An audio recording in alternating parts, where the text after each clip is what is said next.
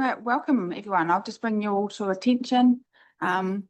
Welcome to members of the public that are here, to councillors and staff and everyone who's watching online, to our latest council meeting. First of all, I'll ask if there's any apologies. There's none, so we'll move on to declarations of interest. No worries. So we'll move on to the public forum. Now, welcome. We've got quite a number in the public forum today. So we have 5 minutes per public forum speaker. So we'll just try to stick to that. And councillors, just remember this is a great opportunity to ask questions, but it's not an opportunity to debate. So first up, we have Caroline Lewis, speaking on behalf of the Waitaki Visitors Centre. So welcome, Caroline. We've got the mic hasn't quite turned on there, so I'll just get that fixed. Voila. Is that better? Yeah. Right.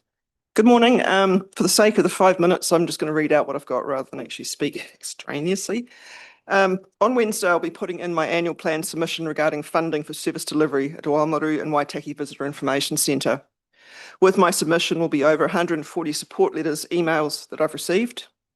These have come from businesses, accommodation providers, hospital operators, schools, community groups, heritage advocates, museums, locals, overseas visitors, tour companies and guides, event organisers and more.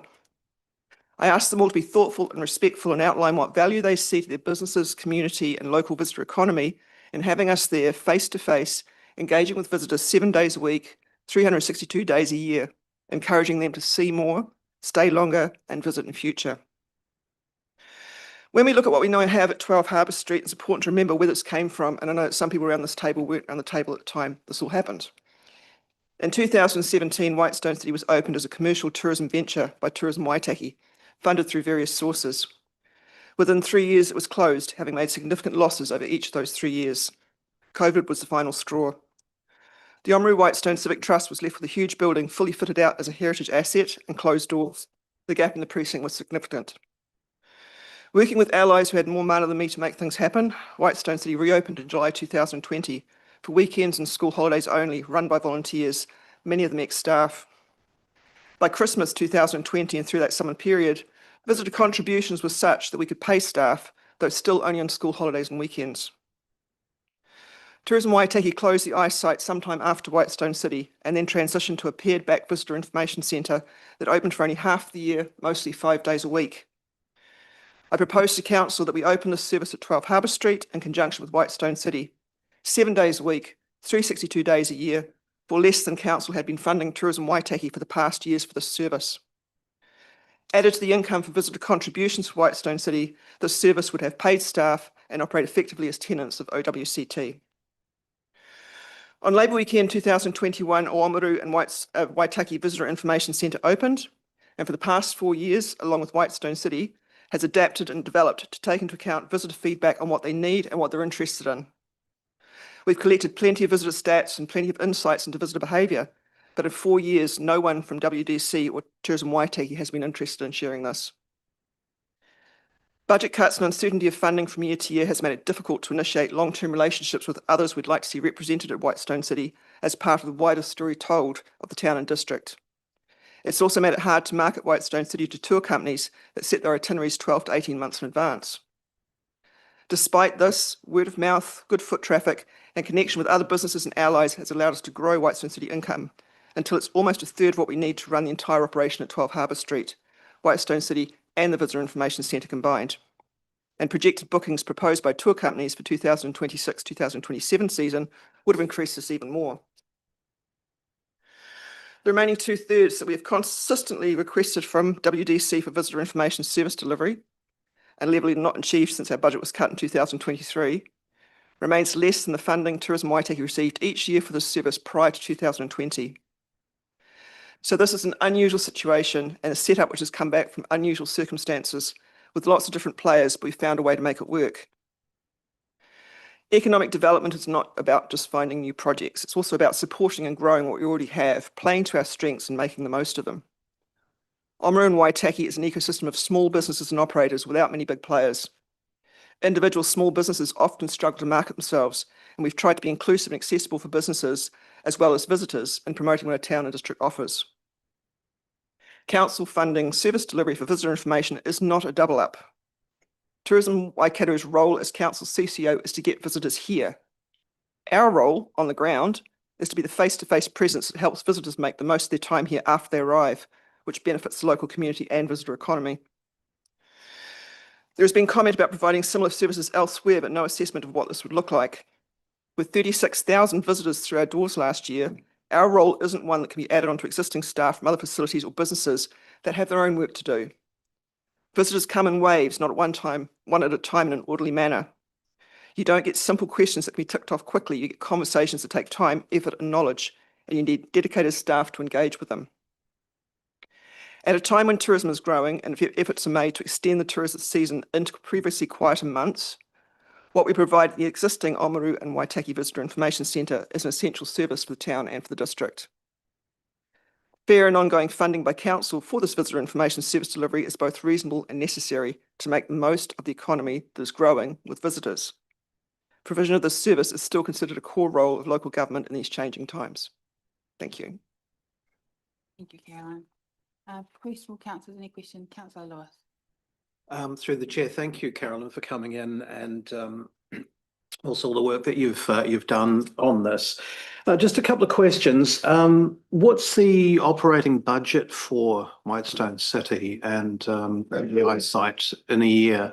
Are we talking Whitestone City or are we talking 12 Harbour Street? Well, the operation as it sort of stands.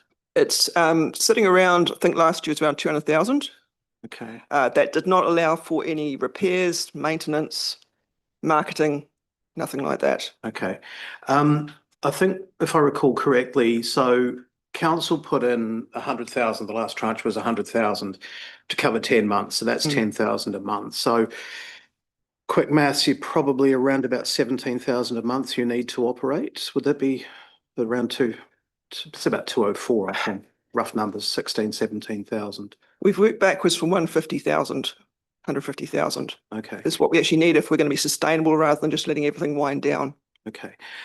Just with regards to, I think from memory with the Whitestone Civic Trust AGM, donations were around about 80,000. They said something about 10,000, correct me if I'm wrong, directly to the trust. Was the other 70K roughly generated from? 70,000 was the income we actually had from Whitestone City. About 7,000 of that would have been tour groups that were booked in for a trial season, which they actually want to double next year. The rest was contributions from the visitors who came in. Okay. And just another one, just with regards to the ownership of the contents of Whitestone City, if you did have funding in place, who owns the contents of Whitestone City, and do you have the support of the Whitestone Civic Trust to continue? We do have this. If the funding was there, it would continue on with the Whitestone Civic Trust. They own the assets in there now, have been transferred from Tourism Waitaki. Having said that, there's quite a bit of stuff in there which is on loan or has been gifted, but would need to actually go back to the owners if we had to close down. Okay. Yeah. Just one final one, if I may. Have you sort of considered, you've got a lot of letters of support, over 140, I note. Have you considered like a Friends of Whitestone City scenario? If everybody on that list put in $120 a month, that would probably just about cover your budget. We've got a situation here where there are a lot of small businesses, as I say, that actually benefit from this. It's very difficult to try and actually pin each of them down to a certain amount. That's what happens when you get an eyesight where you're actually charging people to put their brochures in your service. The moment you do that, you actually knock out a whole lot of players who can't be part of that. We've got an ecosystem of businesses here. They are small, they struggle for marketing, they struggle even to get rack cards to us. So the moment you start trying to pin it down to that, and quite frankly, Friends of, what would you get back from that at the end of it? It was, yeah, we're talking about service delivery, not just a volunteer setup that's a nice to have. Thank you. Councillor Hopkins. Thank you. Carolyn, given the financial situation the council is in and which has been shared with the public, which do you think would be the more financially responsible approach to take? Either adding the funds you're looking for to rates or introduce a user pay charge for the services you provide? I would say yet again, as I said about the small businesses, most of those businesses pay commercial rates. I would say from the rates is the most sensible and fair way to actually fund it. Right, councillors. So Caroline, I just want to say thank you for taking the time. I know this is a really tough conversation and recognise that we're also in a really tough space as well, and we are trying to find what the best way will forward for things and what council does and doesn't need to fund. We're not going to debate that today. It'll come around through the annual plan discussions, but we're reading and we're across what you're saying and we're hearing you, but we'll see how that conversation goes. Okay. Thank you for your time. Thank you. Right, so next up we have Peter Plunkett.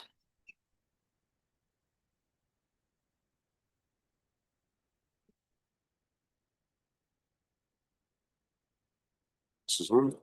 Thank you very much, folks, for the opportunity to speak. And I've been here before and I'll probably be back again, and it's the same old story. I'd like to say, just in response to the first speaker, I personally would like to see Whitestone City funded. Myself personally, what I would like the council to do is seriously consider doing something about the CCO called Tourism Waitaki. I think this would be that crux of most of my argument here, is to reduce the cost. What I want to state is this council meeting we were at last Wednesday, I had the feeling, I walked away from that meeting having a feeling that a lot of those people in that crowd, 500 people or whatever it was, would be happy to see some austerity from the council. You know, that's the feeling I got coming out of there, right? So then yesterday, I think we've got, I mean, these quotes come up, and I've had this discussion with several people here, and I think particularly about 3 years ago in the Opera House, about the rate system being broken. Now, I know there's a council along here that there's probably, if I could dig out the paperwork, that's in the paper on record as saying that. Now, I notice people don't say that so much nowadays, but Dan Lewis said yesterday, the primary issue facing local government currently is the funding structure, and there has been no indication that this is going to be addressed. Well, what I'd suggest is that the rating system is essentially probably the only funding councils are ever going to get. You know, I don't think that there's any kind of central government is going to come along and dish out a pot of cash to councils. What I'd like to suggest, read out, Julie, by chance, this is the Borough Council, a report from 1982, which is quite interesting when you read. Now, I'm guessing in 1982, that's probably all they put out. It's got a lovely pie graph on the back with our rates, where they went and all that. You can see all that.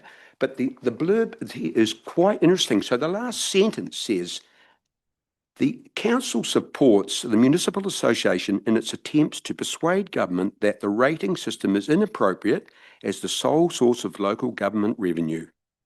An additional source of revenue is needed to spread the load from ratepayers to others who currently use our services but do not directly contribute to the cost. To me, that's quite interesting from 44 years ago. 44 years ago, the same problems. I personally think each one of you people should read this, because they talk about, you know, we're talking 1982. So what happened in the late 70s was an oil shock. Overseas oil prices are directly reflected in the price of bitumen, as bitumen has increased in price almost 100% in the last 4 years. So what have they done about it? They've reduced the amount of roading they did and the amount of footpath maintenance and stuff. That's what they did, obviously. So you talking here, we're talking about what you're saying. The funding model is broken. You're saying in this paper it's not broken. What's actually broken is the way you people spend money. This is what, you know, now I've been in here before, and Mr. Palmley, Alex Palmley, very kindly sent me a link to I was interested in I was asking at that time, in September last year, about the transformation process, because there'd been publicity about the costs, but I hadn't personally seen any publicity about the benefits in dollar terms. Now, they very kindly sent me a link to that meeting in September 22 where that was discussed, but I haven't unfortunately had too much time to digest that, because it's fairly, you know, but I would certainly like to ask at some stage, I'll be back to ask about this. I would like to, because we're now 2 years down the track from 2022, the 4 years down, and there was mention of benefits coming in within a 2 to 3 year period. And I want to know about some of those benefits in dollar terms. So it's these expenditures. I mean, this is the draft list of the 25, 34 long-term plan initiatives, the line-by-line stuff that you people are very fond of talking about going through it. Well, I've been through it, and I can see some stuff here. And I've had this, I get a message from councillors, I've had this more than once, that that the stuff I'm talking about is small beans, you know, and undoubtedly when you get to the back pages, once you get to the stormwater and the storage costings, they're obviously going out through the years. The figures are significant, and I appreciate that. You know, we've got some serious stuff ahead of us. Or obviously the council won't have any more because it's been duck shoved off nicely. But the cost to the ratepayer will be significant. But I'm still, and so people. So I'm going to need you to start winding up because Yeah. Hey, well, listen, as I said, I could, you know, I mean, this is, and I'm sure, Madam Mayor, you were here in 2022 when this uplifting Waitaki economic development strategy was developed. Now, 106 pages of what I would call tosh from Polis, promising us 1,350 jobs by 2032. But the 106 pages, I personally had a brief look at it yesterday, and I would challenge anyone of you to tell me honestly, with hand on heart, that they could actually read the whole 106 pages and understood it. You know, I've got truckloads of stuff. Geez, the Waitaki story. You know, I mean, these two companies from Wellington that came down. Just I know, you, and we take your point. yeah, right. You get the gist. You know, I'm just a concerned ratepayer, and you know, I'm very surprised there's not after that meeting there's not a lot more people asking for the same thing. I'm just asking for some sort of normality. Instead, we've got plans coming out every year. So I wanted to read just a paragraph in here. These people, that the first paragraph, that the Polis people looked at the, you know, discuss. We can't plan. re-litigate that Yeah. today. Thank you very much. Yeah, well, I mean, obviously I'll have to, you know, all I can do is keep coming back, isn't it? But thank you very much. Thank Yeah. you. Okay. Right, next up we have Ray Henderson. Welcome, Ray. Morning all. I'm gonna wander around a bit. I try to make some notes, but I never do notes really, so I just like to spout.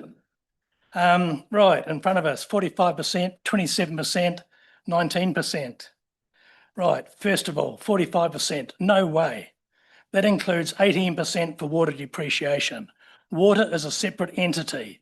From the 1st of July next year, it will be a completely separate entity.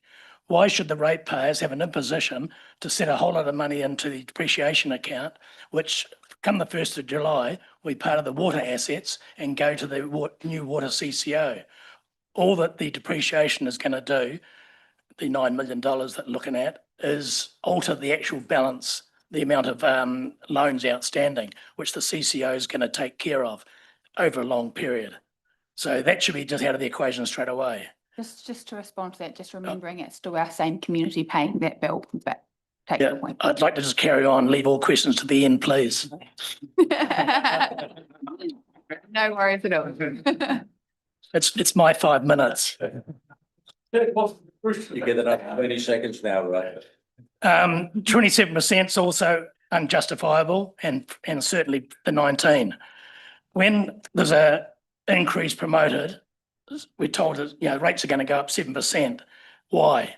Well, basically the cost of providing services has gone up 7% versus the costs involved in providing the services. Well, nothing has increased by 27%. Nothing has increased by 19%. So they are unjustifiable as a straight rate increase. Last year, when we get an annual plan that says looking at 7%, it's like a tradie's quote. This is what we're going to charge you for services next year. And you're meant to stick to the quote. Now, there's been an exception. We've had a fuel crisis. The accounting people have worked out that's probably going to have an 8% effect because it either affects fuel costs or it affects materials that are created, and the fuel costs are going to affect them. So there's going to be an increase. So maybe the 7% becomes 15%. That is probably justifiable. Anything else is not. Services have not created increased dramatically. So there's no justification. So I promote that, and I will do in my submission that you'll get tomorrow, that there be a 15% rate rise. That's the maximum. There are financial problems we've got to address. There are financial instruments to handle that. Currently, we have a loan on our rates for water upgrade, which happened a couple of years ago. There will be a loan for the stadium.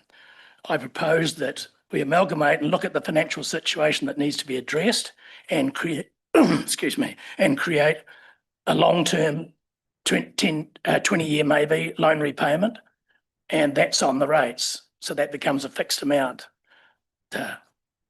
And that's the way it should be done. So that means that the basic rates are still only gone up 15%, and that's all that's there. And then you have these loan repayments over a long period to address financial issues. The reason for that being that if you put rates up 45% and then they go up 7% next year, and then they go up 7% next year, 2 years down the track, that's 66%. That is getting plain ridiculous. If you have 15% and you have loan repayments to cover certain things, like, as I said, the stadium, the water, and financial problems, when the rates increase 7%, those loan repayments don't. They're locked in stone. So therefore your rates aren't going up dramatically each year. I've worked out on my rates, and if we do the 15% this year plus this extra loan amount, my rates will be about 36%, which I can bear because I know that it's not going to be 7% of 36 next year. It's only going to be 7% of 15. And I think that's the fair way to do it. I see a lot of publicity going on about the rates have been kept artificially low, like it's our fault. Now, human nature is, of course, we want the rates to be kept low, but obviously elected members, especially in an election year, don't want the rates to go up because they want to get re-elected.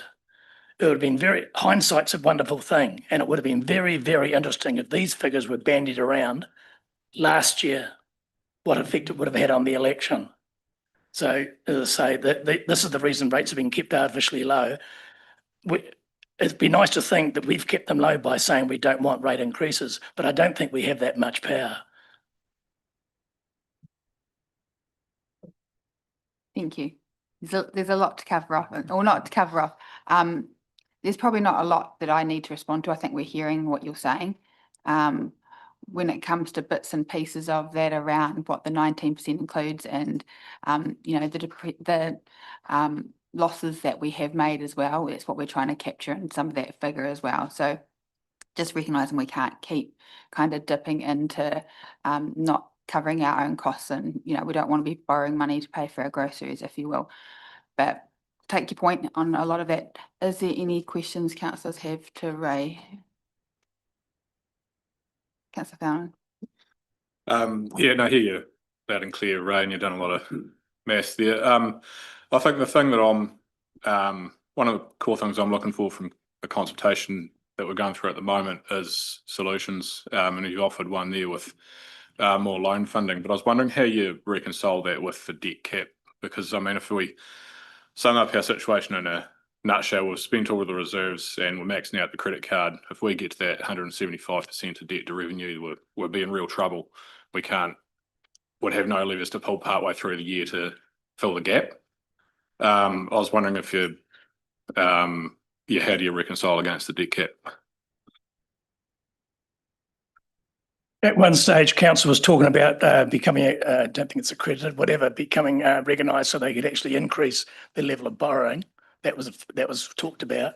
Obviously, they can't get up to 250% that the CCO has, but there was a way that they could get beyond the 175%. I used to talk about getting a credit rating, and I think go to 500-odd%. So what about when we reach the end of that? Because we've got that much capital ahead of us required by the government at this point. That will be inevitable as well, I'd imagine. Well, this is where it comes to the real power that you're meant to have, push back against central government. A couple of years ago, the 30-year infrastructure plan was drawn up. That says what you're going to do to our infrastructure over the next 30 years. DIA come along and tell you you're going to do it next year. Why? Say no. Understanding, and it's certainly been something that we've pushed back on and we continue to push back on, but we're not having a lot of traction, and I think us having a facilitator on board in the water space shows that we're not having a lot of luck in that pushback. But we'll leave it at that. Thank you, Ray. Appreciate your time. And next up we have Donna Demente. Welcome.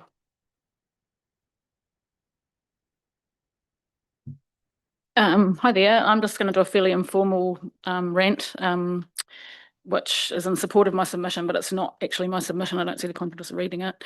But I just want to do a little thing about give and take. And I want to tell you a few stories that relate to things I've been involved in and done over the years, specifically to support council projects and the way they've gone. And it all started actually, my thinking about this when I went to the pool to buy my 3-month subscription thing, which is now a couple $100. And I remembered that at the time the pool was open, you could pay $2,000 and get an annual membership. And of course, I never have $2,000 lying around, so I'm a poor person. I don't get that luxury of being able to do that. But a few months before that, I was asked to donate an artwork along with a lot of other significant artists locally, which was a clock, and it was to establish the Blue Penguin Colony. And my one was fought over by the Berry Boys and it sold for $1,500. And I asked Alan McClay at the time if he could send me a letter saying that the clock had raised $1,500 because it's a tax deductible donation. And I have a letter from him saying, I'm sorry, Donna, the person who paid the money is the one who made the donation.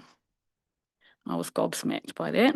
Then a few years later, the Opera House issue came around and I was asked to help design the logo with Anna, who's on a salary at the Forester.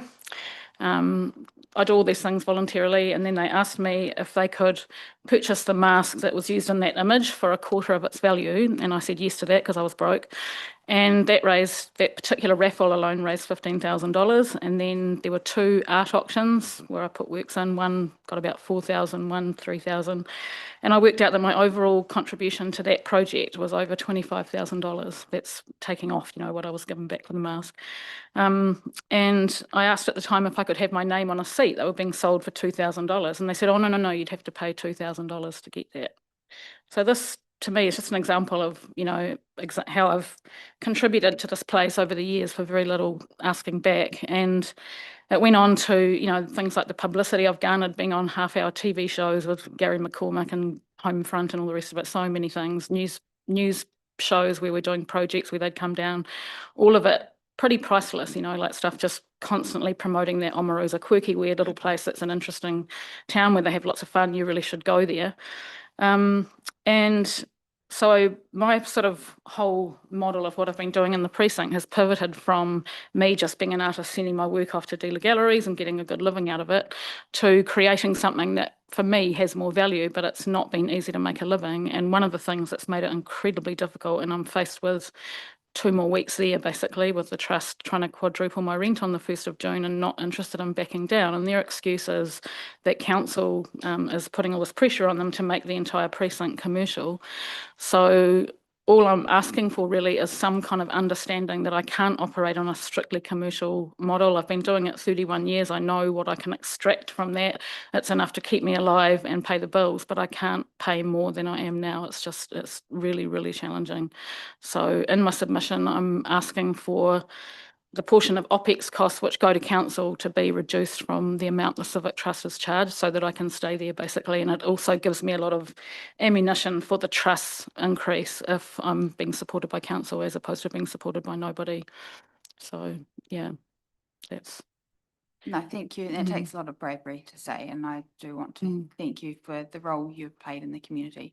I guess where it becomes a rock and a hard place for us is that it's that picking favourites, because I absolutely do take that you've given so much to the community. There's a huge lot of people that have though, and when it becomes the individual side of the conversation, I think it's a really hard thing for us to say when ratepayers are struggling. We're asking everyone for more money, that we choose favourites and we choose someone to support. But I think that there is ways that we can, look at how do we, things like a lot of events and things you run. I think there's a lot of different funds that there is available that if you're able to be the venue and find a way of actually getting some wider funding around that. I think there's different ways we can cut it, but I do struggle myself to say for an individual person, when there's a lot of other artists who do maybe not the same as you, but they're similar, choosing who we do support and who we don't. It's a bit of a slippery slope that we'd find ourselves on. So that's just what I'm saying personally. We haven't discussed this as a group. For an ideal scale, I'd really like to invite you guys individually to come and have a look at a display I've put up in the gallery, which is just a bare snippet of the things that I've done over that time myself, organising arts festivals, exhibitions, events for, you know, and it really to me dwarfs what anybody else in that precinct does. And when I'm sure if you come and have a look, you may get a better understanding of that. And I would really appreciate it if you did make the effort to call in, especially on weekends when I'm definitely there at the moment, to just have a look. And there's an awful lot of material there. And I don't think people really appreciate the long, hard slog it's taken over those 30 years to really get this place put on the map. It was never a cool place to be until we, you know, I had Seven Sharp rang me up and Matt Chisholm says, you know, what can we come and who can we talk to, Donna? We don't want to do the boring old stuff. That's how we won that. Same with the Lonely Planet thing. And I'm not, you know, I'm basically an image of my gallery is going in a very significant publication next year, Best in World Travel. By the time it comes out, I'm going to be shut because I don't have a way to stay open. So I'd love you to bear that in mind, and you'll find out about it in due course, but it's going to be really sad. I do understand where you're coming from, but I do wonder if there's a discussion on how we monetize the things that you are doing for free as a community, because it is really just that individual, and you know, whether or not there's a trust or an availability, because we've got things like your creative community scheme. I've done all those things as much as I can, and I mean, I can't just keep hogging that money all the time from other people. It's the same thing. So yeah, and it's the same with the music that I'm running. If we charge any more than we do, we just don't get, they won't come, and it's a small capacity because of fire, that place. So we're in that delicate thing. If we want to have it and we want to have these musicians in town, we have to try and keep it affordable so people aren't paying, you know, they won't come if they're paying $50 a head to come to a show. So it's all carefully worked out so that it's functional. But at the moment, it's an existential crisis for me, and I'll be gone if I can't get some kind of support. And it's not asking you for money, it's just asking you to look at the way you're pressuring the Whitestone Civic Trust to be fully commercial, because I can't be fully commercial. It doesn't work like that. I'm an artist. It's a whole different paradigm, but I'm offering the community an enormous amount, and I know it's greatly appreciated, and you'll get a lot of submissions from people who are supporting me on that. So I'd really like you to think about it, please. It's a small amount of money in the scheme of things, very small amount of money. It's $6,000 per annum, and it will keep me afloat. So, yeah. Councillor Hopkins. You, Donna, forgive me, but there was a speaker at the big public meeting last Wednesday night who identified as a pensioner and said, if you increase the rates to the level you are talking about, I will not be able to afford to live. How will you help me? Why should a person like that subsidise somebody who can't or won't pay more for a musical entertainment? You don't need to answer. I didn't, that's not what I meant, sorry. I think you misunderstood what I said there. I wouldn't expect them to, I'd never would. We're understanding what you're asking, and I think the challenge for us is the individual sort of nature that would be harder. So it's whether or not there's other conversations or other ways we can I think one way to look at it is just clarifying that there are commercial operators and commercial arts operators in the precinct, which is basically all of them who've come along and are paying agreed rentals where, you know, Crafted, for example, where they just carve up the space and everybody pays for a little corner, and that is functional. But I'm a different kettle of fish altogether from that. I've been there so long, and what I've established is, well, it will just disappear. I'm going to have to just get rid of it all because I don't have anywhere to really put it or do anything with it. So it's do or die for me. And I just think it's about that paradigm of making all of the precinct commercial. I think you're going to kill it, and I think there needs to be some long-term thinking about that. I really think it's going to lose its beating heart if this goes ahead, and it's just ramping up the amount of money people are there, and it's going to change the nature of the place and whether it's somewhere people want to visit. And I know that from the feedback I've had. This is a really tough balance, because it is that life is more expensive for everyone, and how we do that and how we make it fair along the way. It's just acknowledging more than just money is important to people. And, you know, if I'd known this was going to be lumped on me, I would have been looking into things like this better off funding, because I think I could have made much better use of the tiny amount of that I'm asking for. And I think in the scheme of things, looking at things like the stadium, the operating costs, all these things, it's tiny amount of money, absolutely tiny. It's, yeah. So I ask you to think about that and consider it for me, please. We will make sure we take the time to discuss that, but thank you very much. Thanks. Appreciate your time. Next up, we have David Bruce. Welcome.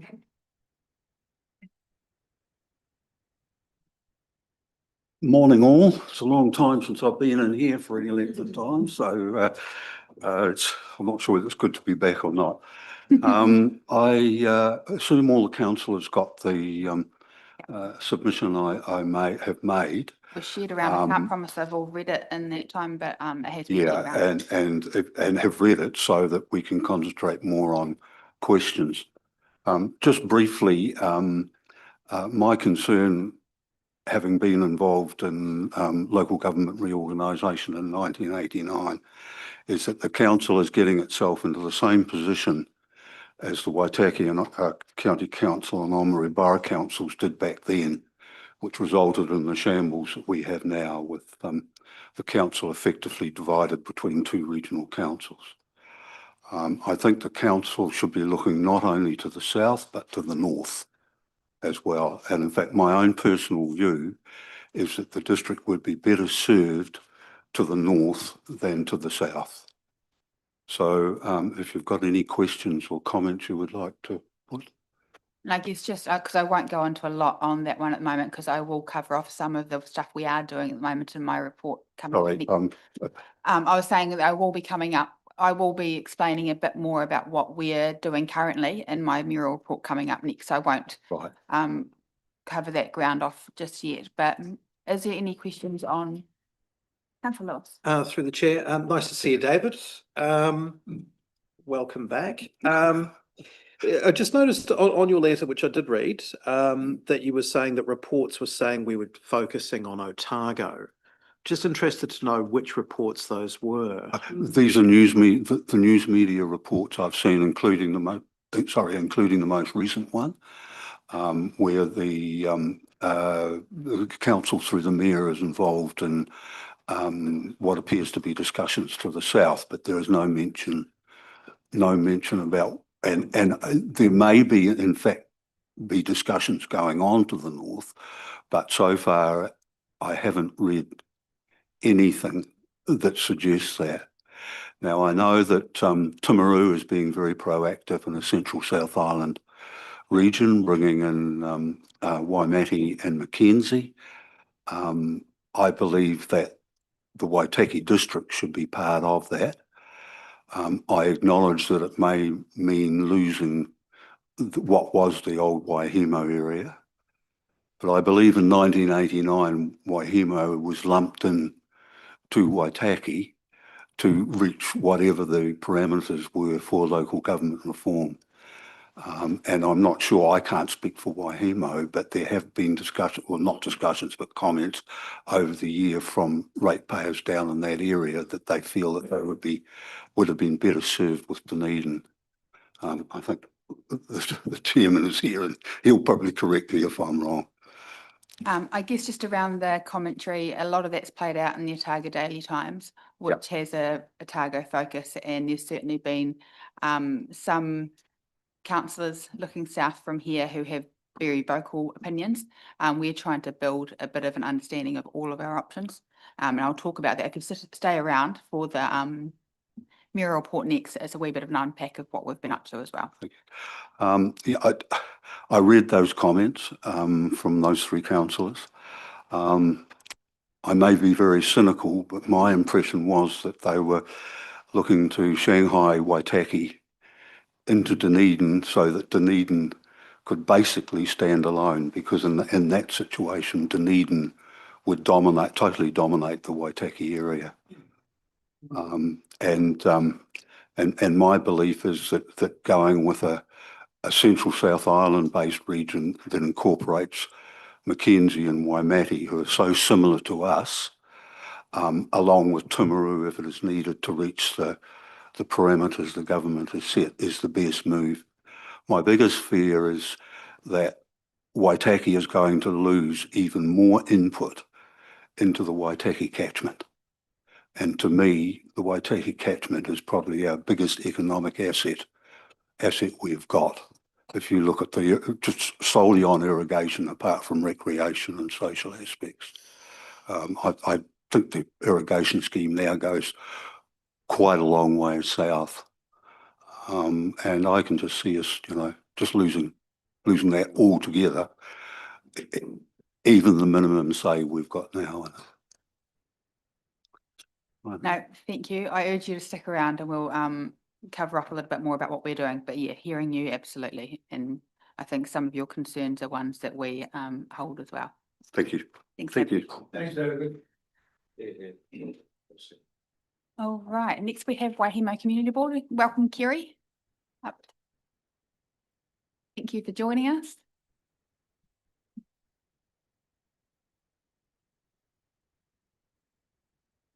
I'll pass it over to you. Kia ora, kia koutou, ko Kerry Stevens, toka wingoa. And we'll leave the self-introduction at that today. I'm here as one of the elected members of Waihemo Community Board because our chair Heather is unavailable today. Before I start though, I would like to pass on some comments from her, if that's okay, that are not in my submission. Just briefly reading it. Hi Kerry, at tomorrow's public forum, I think it needs to be stressed to the councillors that the board has not had the time frame to submit to the long-term plan, and that we would have to have an extraordinary meeting to do this. Today, we are able to make decisions in an informal discussion, hence why the submission is from elected members only.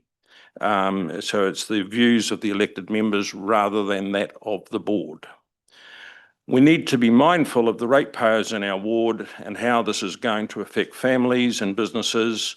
Some of these thoughts were expressed by ratepayers at the meeting last week. And then a thank you for the work that I've done preparing the submission from Heather. So I'm not going to read the whole submission to you. You're intelligent people and you will read whatever you like and take from it whatever you want. I will briefly touch on some of the key points and then answer any questions that you may have. So the first one, Heather's already mentioned that it is not a submission from the Waihemo Community Board. It is simply the views of the elected members. That's all.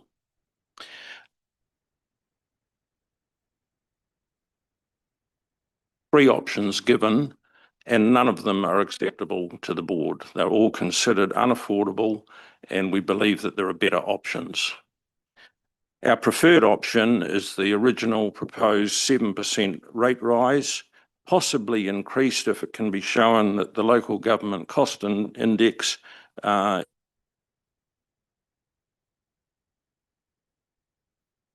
council cancel any optional capital expenditure this year and to reduce operating costs wherever you can.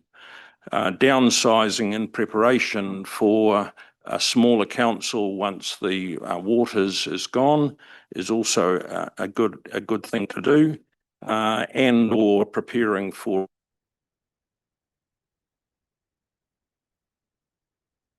$9 million worth of unfunded depreciation. We believe that there are two possible options for that. One is don't fund it and just hand on the assets without the depreciation. If you are to meet DIA compliance, you are required to fund the depreciation, then loan fund it and pass on the debt. Either way, the problem does not sit in this council. It sits with the new CCO, the wonderful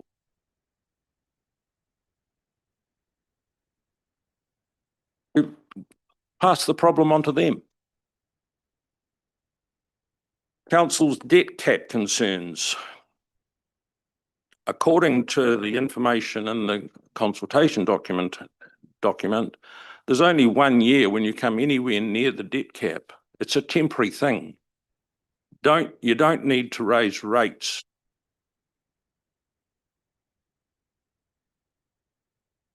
There's only a very short period when you're approaching the 175% debt cap, and even then it's at 140%. There's still quite a bit of headroom for that year. Don't worry about it. You're going to pass on any debt that you take on for water and be fine from then on. Not a big problem. The cost of everything crisis is being faced by all councils. You've already got in your long-term plan debt rate rises that are based on the local government cost index.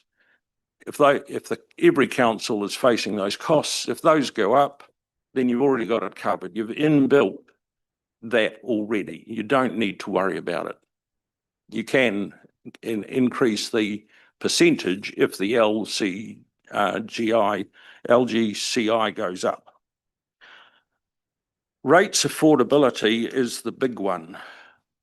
I would say there that your focus is on a financially sustainable council, and that you cannot consider sustainability without also taking into account affordability. If you ever reach the point where a large proportion of ratepayers cannot afford to pay the rates, you will not have the money and you will not have sustainability. Moreover, you'll lose the social license to even operate, as well as not having the money. Affordability and for ratepayers and sustainability for the council are one in the same. And the good thing is that your long-term plan has set an affordability benchmark. And the even better thing is that the benchmark is based on one of the most vulnerable groups of ratepayers throughout our district, superannuitants, who are on low and fixed incomes to a large extent. So you've got a benchmark there about affordability, but it hasn't been used in any way in the consultation document, and it may not have been used in your discussions around what the rate rise should be. We would submit that that benchmark is key to your discussions and your decision. When you are looking at the final numbers, you really need to be looking at how affordable it is for superannuitants. If you're not doing that, then you're doing a disservice to them and to yourselves. So we would like to see you making more use of that affordability benchmark, your own benchmark, when you come up with whatever the final rate rise is. The uncertain future, Strait of Hormuz, amalgamation, fuel costs, all councils are facing those. Once again, it's already built into your LTP thing with the local government cost index. If costs go up for all councils, then you've got that built in. You don't need to raise rates exorbitantly this year to cover for things that might happen in the future. And the last bit, council needs to make tough decisions. That is correct. You are in a very difficult position and tough decisions do need to be made. No question about that. I've never been one for meaningless slogans such as "we need to stop kicking the can down the road," because that means whatever it means to whoever is reading it. However, I want to finish by expanding on that meaningless slogan with another one. You need to stop kicking the can down the road without biting the hand that feeds you. Because as a 3-year-old, I learned that biting the hand that feeds you is never a good idea. Kia ora koutou.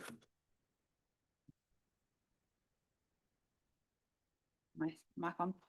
There's plenty of things like the local government cost index, which isn't updated to the extent that we're seeing the true cost increases. And some of them, and I spoke about at the meeting that you were at, is around the 30% mark, and some of the increases we're seeing in a whole number of our services. So I get what you're saying, but I think that it's sort of underplaying the real position of what we're having to borrow for, and how close we are. You know, you did use in your submission the one that we have been using in our meetings, which is around the debt affordability benchmark and how close that is sitting.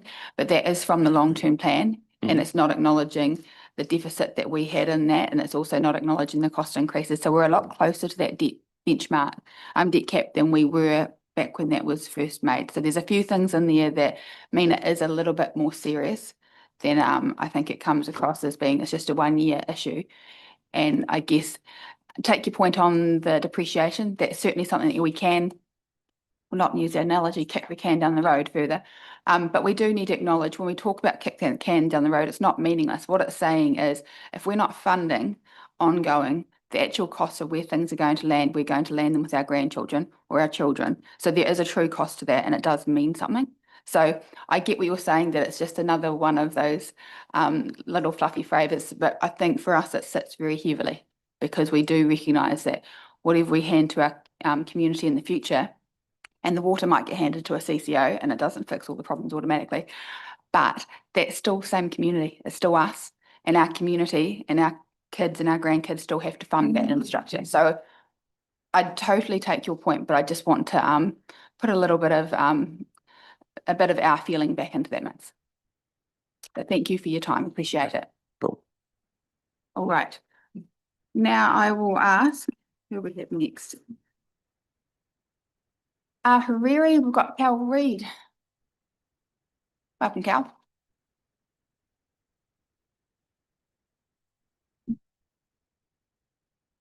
Thanks, Mel. Councillors, I guess. I've written this out very short notice, so hope you can bear my ramblings. First off, I'd just like to say that I had a quick read of the Waihemo submission through Kerry before I came here, and we'd support that wholeheartedly, what the outline of that submission was. The council's in a difficult position, right? I can remember asking 10, 12 years ago when I first came on to the council through the Ariri Community Board, what's a good level of debt per ratepayer? And I think at the time we might have had $1 or $2 per ratepayer. I think Waimate at the time might have been $0. And now we're sitting at thousands of dollars per ratepayer. And I've got no problem with that if it was good debt. And I still have to have someone explain to me, is the debt the council got good debt? History will show that some of the decisions that were made a long time ago, maybe 1 or 2 of these councillors were in council then, should have been different decisions. But I don't think we can lay the blame of the situation we're in here on the current councillors, and I don't envy you guys at all on the decisions you're going to have to make in the next wee while. The problem we've got, and I see one of the government consultants sitting here, is central government. That is our biggest problem. They are unloading tax through tax cuts and loading up councils with a whole lot of rate increases. You can't take one away without imposing on another. And down the track, it'll show that the services that councils are having to carry now should be carried at a central government level. And that's one of the reasons all councils are showing a huge debt increase.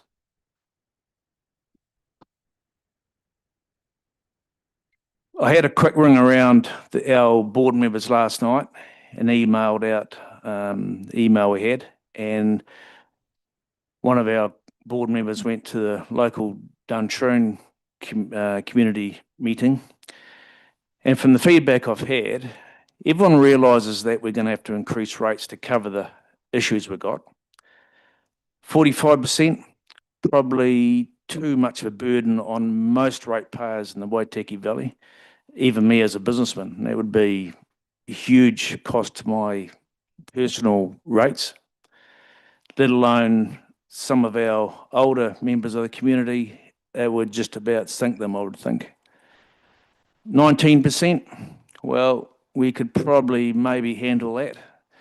It's still, you know, if it was a one-off, maybe not so bad, but I'm picking this is going to have to drag on for a few years to come, right? The 7% that was originally discussed, well, I think everyone had that in their mind that that's what the rate increase would have to be. As I said, I don't envy you guys at all for the decision you're going to have to make. I just know that looking around the table here, there'll be people here who will make the right decision for the community. And if we have to drag these rate increases out for the next 3 or 4 years to cover the, you know, the situation we're in, well, so be it. But just remember, we've got a lot of community members that won't be able to afford that. Simon there will be to take back to Wellington that there are a lot of people my age, and I'm 60, who can't understand why we had such a prosperous country, and over the last 30 years, we've managed to put us into a third world country situation. And it seems to be, a lot of the problems seem to have landed on councils to look after that. You know, I was at a meeting the other night, and actually I wrote at the top here, just like to thank Mel and Alex. I was at the Federated Farmers meeting the other night, AGM, and they're up the front facing the gun, and they answered all the questions superbly. And Alex's comment about one of the problems he sees in New Zealand, comparing it to Britain, is having 6 audits a year. Why 6 audits a year? We need 1 audit a year, not 6 imposed by the government. That's a cost.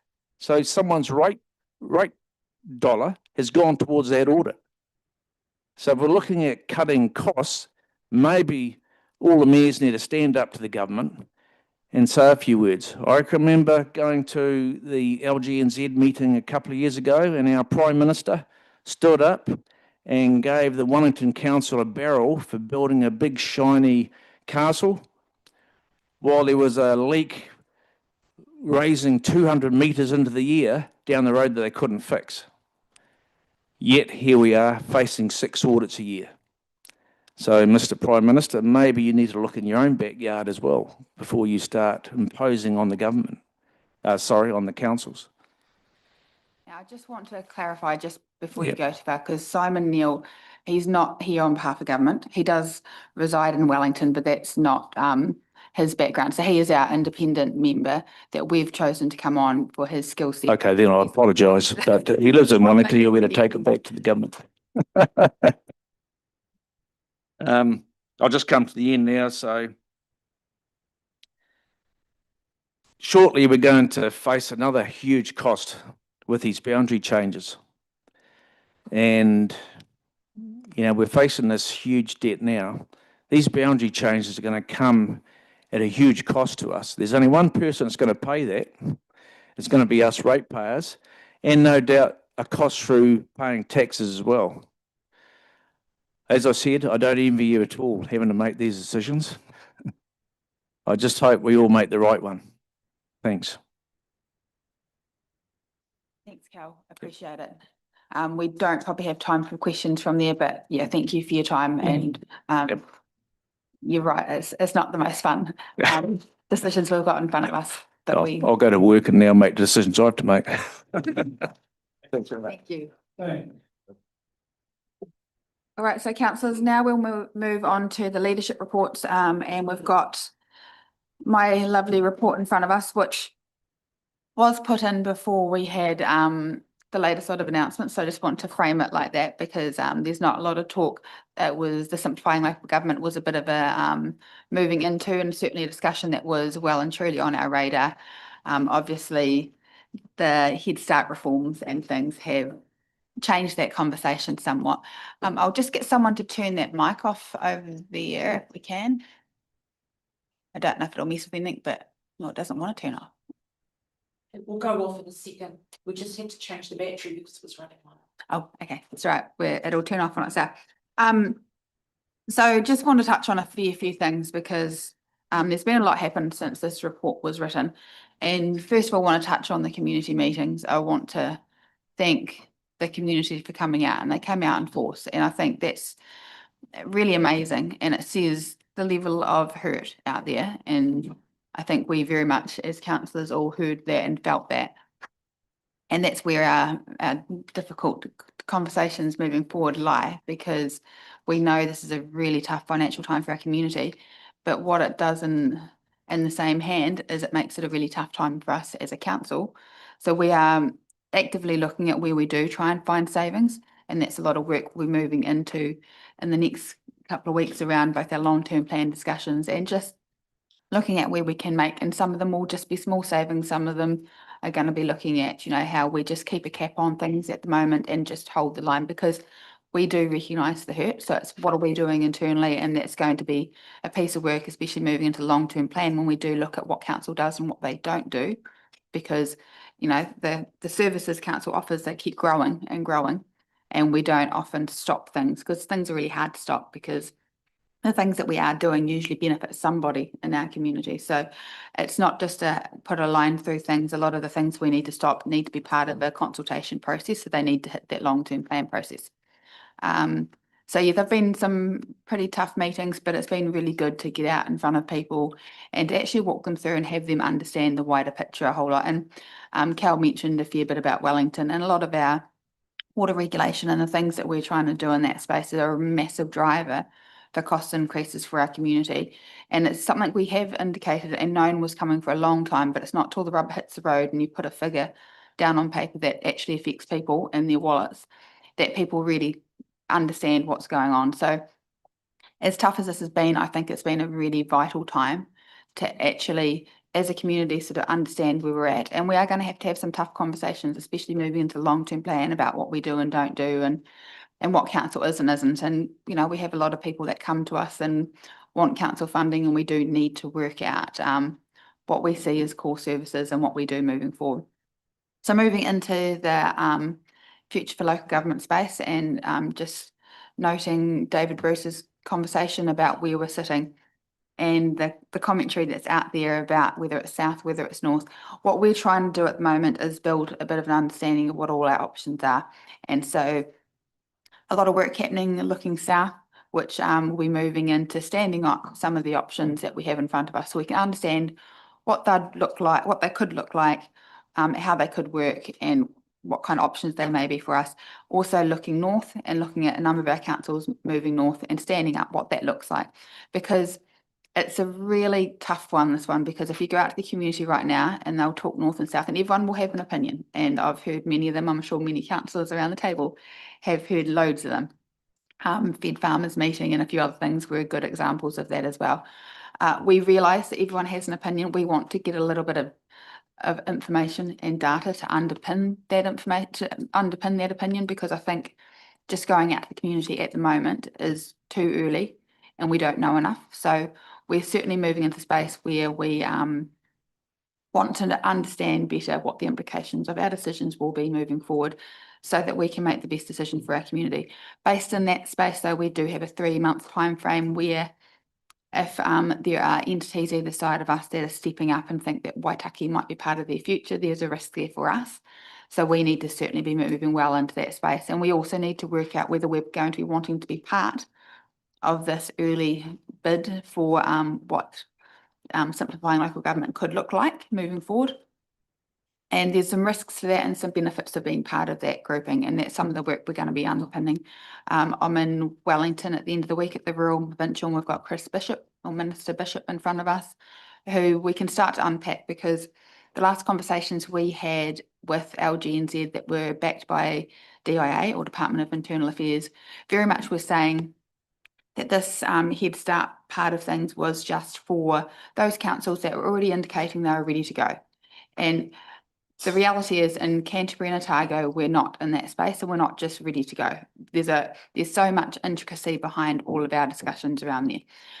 But when they say that that's only for that, and then they leave in an element within the policy documentation which allows for unwilling partners, for want of a better term, so that, for instance, with 3 councils as a entity, if 2 think it's a good idea and one's not quite there, they can include that 3rd council into their thinking and into a proposal to central government. So there is a risk in that, and it's really trying, you know, we need to tease out with central government why they're saying we don't need a whole lot of applications here. This is for those that are ready, and then they're allowing the door to open to that kind of thing, and that's where the discussion's being played out in media. They're not helpful at the moment because all it does is just create a whole lot of uncertainty with our community as to what's going on. I hear all the commentary, and I think probably all the councillors do, but very much want to make sure we look at all the options, we stand them up and we examine them, and some where it could be moving forward, a bit of a information out to councils potentially across Otago, I mean to communities right across Otago, to understand better from our community what things are the most important for us to look after. And part of that mix for us as well is very much the catchment of the Waitaki River, and that stays front, you know, foremost in our conversations. That's probably enough for me on that, but it's a wee bit of an update. Just putting out if anyone's got any questions. Councillor Hopkins. Yeah, thank you, Ms. Hemdale, and thank you for the effort you've put into this for a meeting so far. I've been quite astonished by how many meetings you've attended, and in a relatively short period of time over the last few weeks. And I have anxiety about the workload, but I also greatly admire what you have done. I probably want to actually ask either you or Alex or both of you, what process we're going to set up to actually identify our priorities, because it seems to me there are some quite important things. Do we support fed farmers' separation of rural and provincial big councils and the cities? Do we believe a single catchment for the Waitaki River is critical, in which case is the floodplain to be drawn north or south of the river? There are things like that. Well, I think these are fundamental questions, and I mean they matter wherever we ally ourselves. I think David Bruce's assessment of the importance of the river is very valid.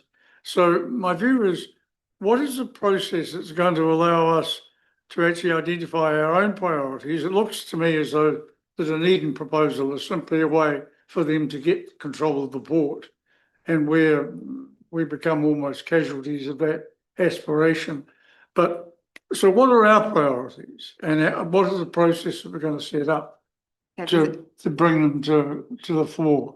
So there's a few things in that. First of all, the Dunedin priorities are a number of councillors in Dunedin's priorities, and the Mayor's been very clear on that they haven't got a set position at this stage. So want to put that out there for a start. Okay.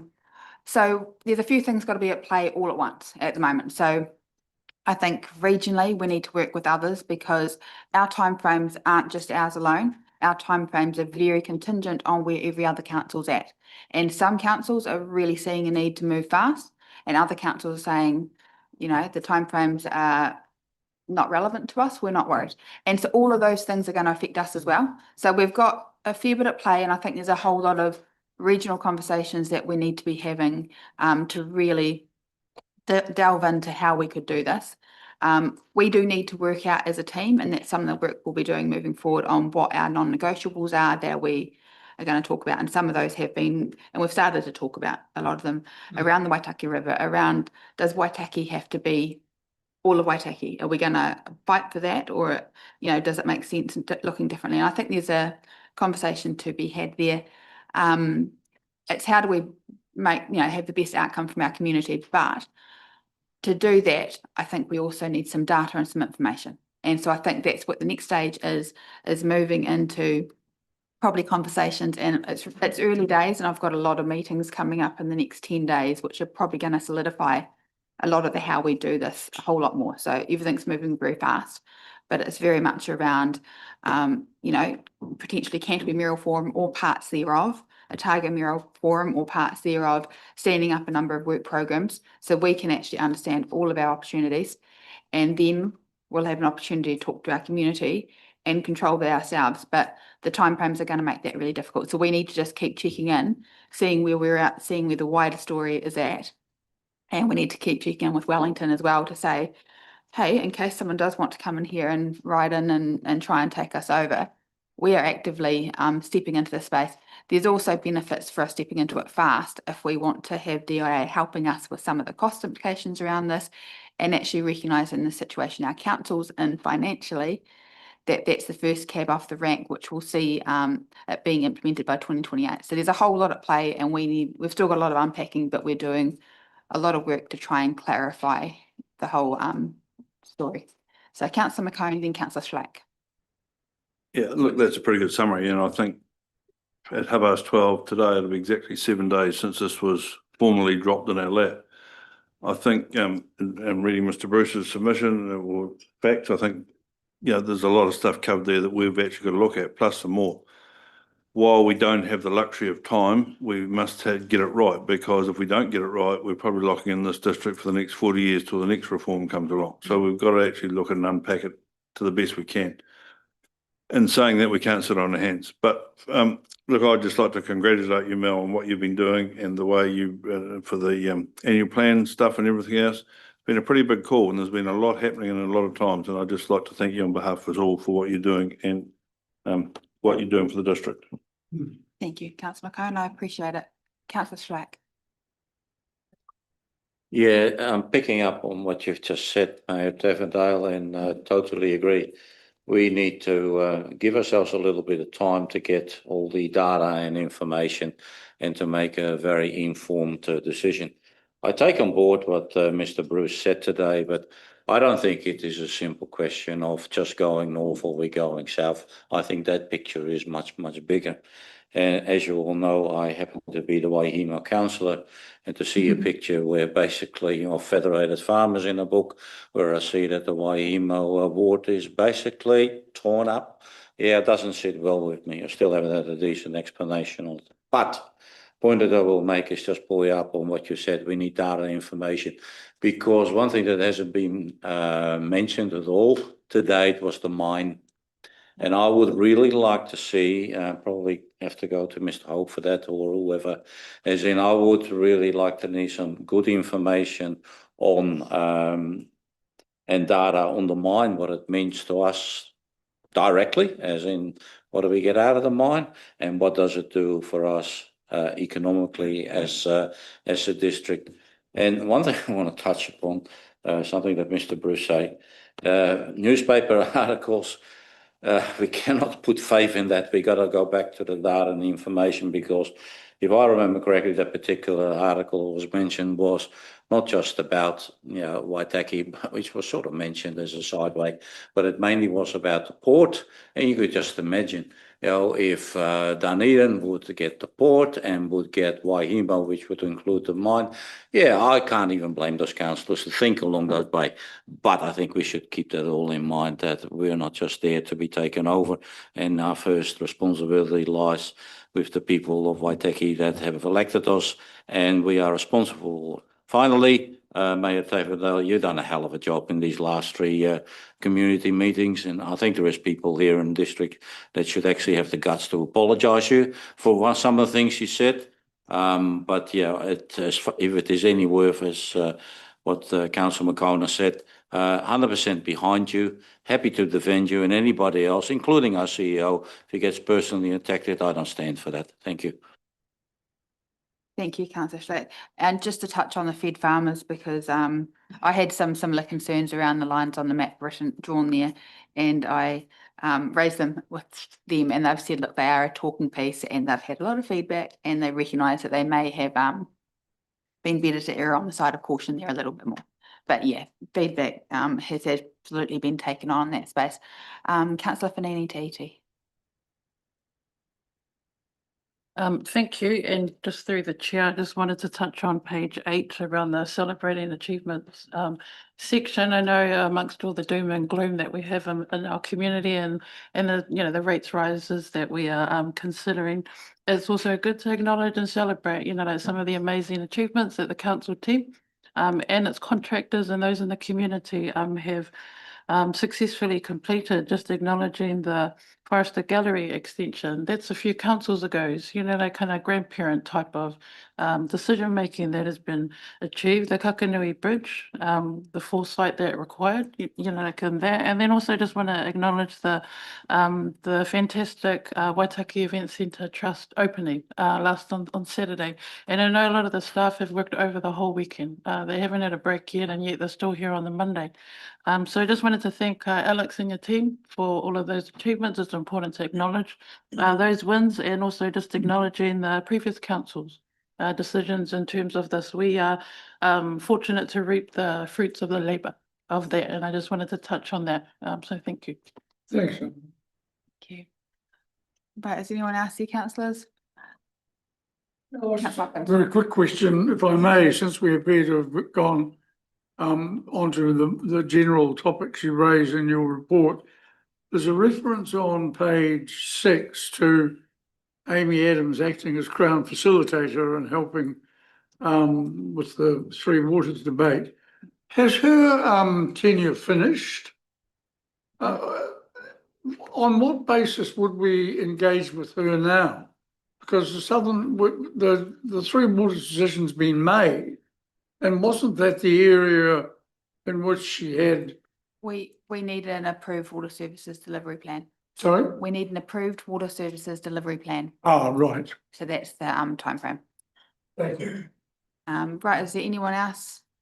If not, I'll move from the chair that my report gets accepted. Councillor Schlack. Right, all in favour, please say aye. Aye. And against, that's carried. And we'll move on to, I'm sure you're all looking forward to parking. So that is on page 18.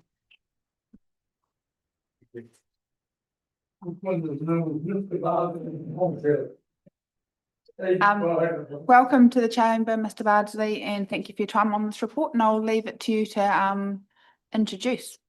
Or Roger, I'll pass over to you, Mr. Cook. Thank you. Well, I'm delighted that you're all looking forward to it. Let's sincerely hope this is the end of what's been a rather long process. My records are that we started this about a year ago with the previous council, where we were making the decision to procure new parking machines because the old ones had come to the end of their life. We've done that. You'll recall that maybe the last time we met and talked about parking, and that was in the parking strategy workshop, where we reiterated that part of the problem was that the parking system had got quite complex, and that was even identified by yourselves, and particularly well articulated by Councillor Lewis at the time. So what we've come up with now, we hope is simple, we hope it's easy to understand, and we hope it's easy for people to use. And the recommendations are before you. They include removing the 15-minute period to activate machines. That's caused quite a lot of misunderstanding, really. We're recommending that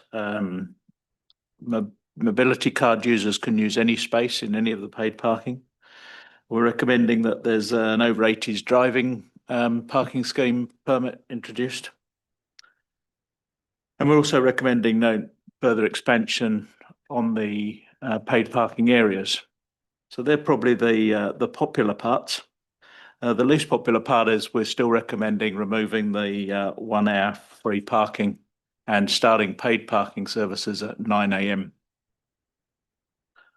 That decision is in your court now. It really comes down to how much money you want to put in the bank or how much money you want to take out of the bank.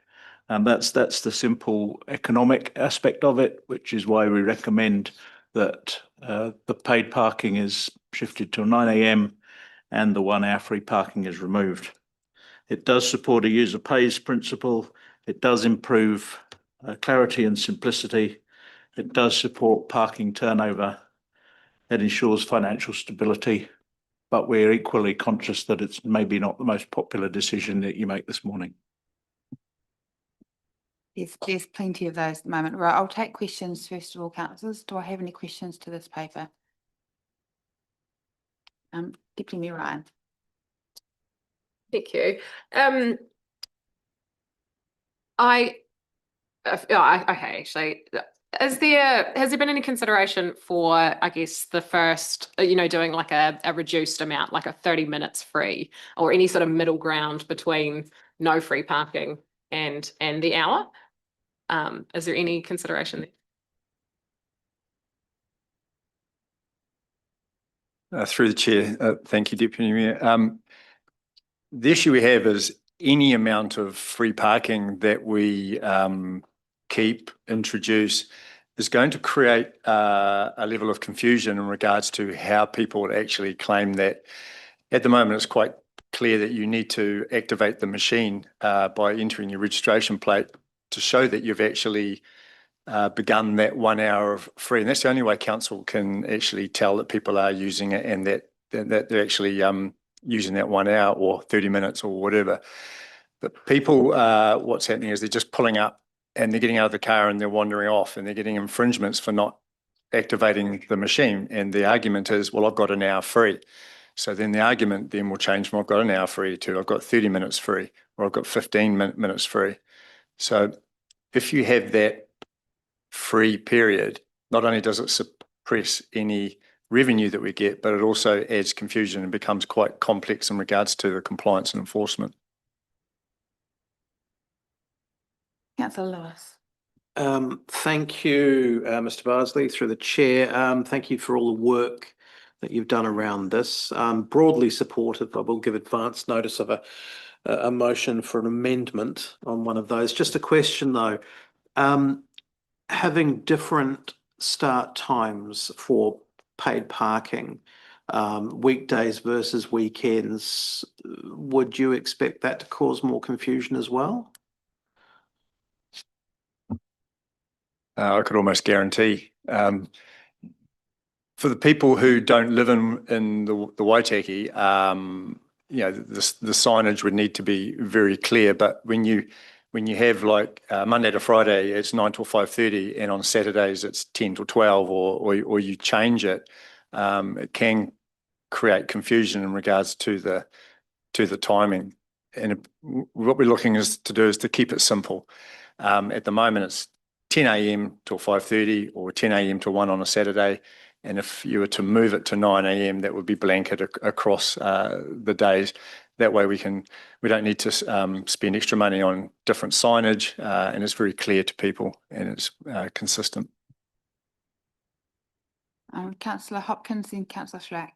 Yeah, especially, I guess my question, I do have a comment about the change in the bylaw on page 41, but we can come to that when we come to it.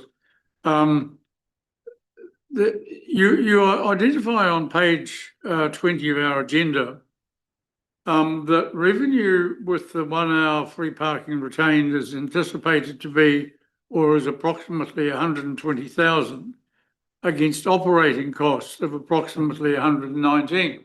Now that's the first time I've seen that latter figure. And I just wonder, can officers, because I think we've only got one person now patrolling the street. So where does 119,000 in terms of costs come from? Thank you. And through the chair, that clarification came from a request from the mayor to actually have true figures in regards to what it costs. So that 119,000 takes into account enforcement, and also the depreciation costs, as well as the operational costs of the machines, licenses, any maintenance. So that's the full cost in relation to all of those. Previously, we weren't including enforcement and the depreciation. You may, we also have Mr. Cook wanting to respond as well. For reference, the makeup of those operating costs is detailed on page 21. Councillor Hopkins, did you have a follow-up? Otherwise, I'll go to Councillor Schlack. Yes, I did. Oh, yeah, thanks, Roger. I see that, yes. If we are proposing to reduce or to remove the 1 hour free parking because we want to get more revenue. Why did officers not apply the same logic to extending the areas where charges applied? Because I would have thought one is as easy and obvious as the other. Through the chair, are you referring to additional paid parking areas? Well, we did when we presented the paper or the previous council meeting, when those areas were identified, the number of parks that were available, we did some modelling in regards to what revenue would be available from those. Is that what you're asking, councillor? Well, I don't recall us rejecting out of hand the idea of increasing the areas. In fact, I thought there was some sympathy for actually some of those areas being included. So the question is, why are we saying let's get rid of 1 hour free parking, but no, we can't have any extra areas where parking charges apply? Councillor, this is a recommendation, so we've got a decision to make today. This is a recommendation, so we've got a decision to make today. So just to clarify that, with the recommendations that we've made, if the 1 hour free was to go, the current system of free parking in the additional areas would help to support people who can't or don't want to pay. We still have a number of people who don't have the ability through the card system or a phone. So we would in effect be keeping free areas for them that are close to the CBD. Councillor Slack. Thank you, Madam Mayor, and through the chair, Mr. Bartley, and apologies if this has already been asked and answered, but I just want to avoid the embarrassment of showing up downstairs and having to pay a parking fee. But if I park, say, where the ambulance station is behind the shops there, and I pay for it via the app or whatever, and then I go and say, for argument's sake, I end up here in from the council, do I then actually have to go through the whole process again because of a new area, or is the one registration sufficient? And if it's not, and I got to pay twice, fine, that's what we got to do. But I just wonder if that can be amended. Through the chair, because Oamaru's CBD and paid parking area is quite a small area in comparison to larger cities, we deliberately kept it as one zone. So if you're within our paid parking area, and as you said, you enter your registration plate, you pay for your parking, you can move anywhere within Oamaru that has paid parking. You don't need to re-enter your registration unless you want to extend your time, and then you would. Thank you, that's clear. Thank you. I've got Councillor McCone, then Councillor Holden, then Deputy Mayor Ryan. So thank you for presenting this again, Andrew. From a strictly commercial point of view, we're talking about $2 an hour, which is, yes, it's a lot of money to a lot of people, but it depends how long you're going to park there for too. So if you go anywhere else in New Zealand, you will pay parking from the time you pull up in that car park. You've also got to pay for the maintenance of that piece of road outside the store, and you'll find now most of there's parks around the back of the place or something else if you know where you're going. So you're creating a turnover of people and custom through the door of that outfit. On the other side, is it too expensive? I don't know. But you're asking us to be in a commercial situation, and I'm quite happy with those recommendations under that premise that it's commercial. I appreciate your question there, Councillor. Is that okay? Councillor Holden. Just the operating costs that are on the other page there, are they approximate? Because they don't actually add up to what's saying the 119,000. It's a little bit saying operation costs here of 126,000. So is that just a rough estimate? And then secondly, just on the comment about Mr. Bartley answer the first one. So through the chair, yes, there are some additional costs to that, but those are the main costs, and it would be a very small plus or minus within that 119,000. And then it's supplementary, just the comment about with no contribution towards business rates And yeah, what does that look like? How does that contribution work? So just to clarify, this all kind of goes back to pre-COVID times. In 2019 was the last time we actually had a surplus from parking, and that was approximately $60,000 after the costs. And every year since then, we've been running at a deficit because we've had either 6 months free parking, 2 hours free parking, or 1 hour free parking.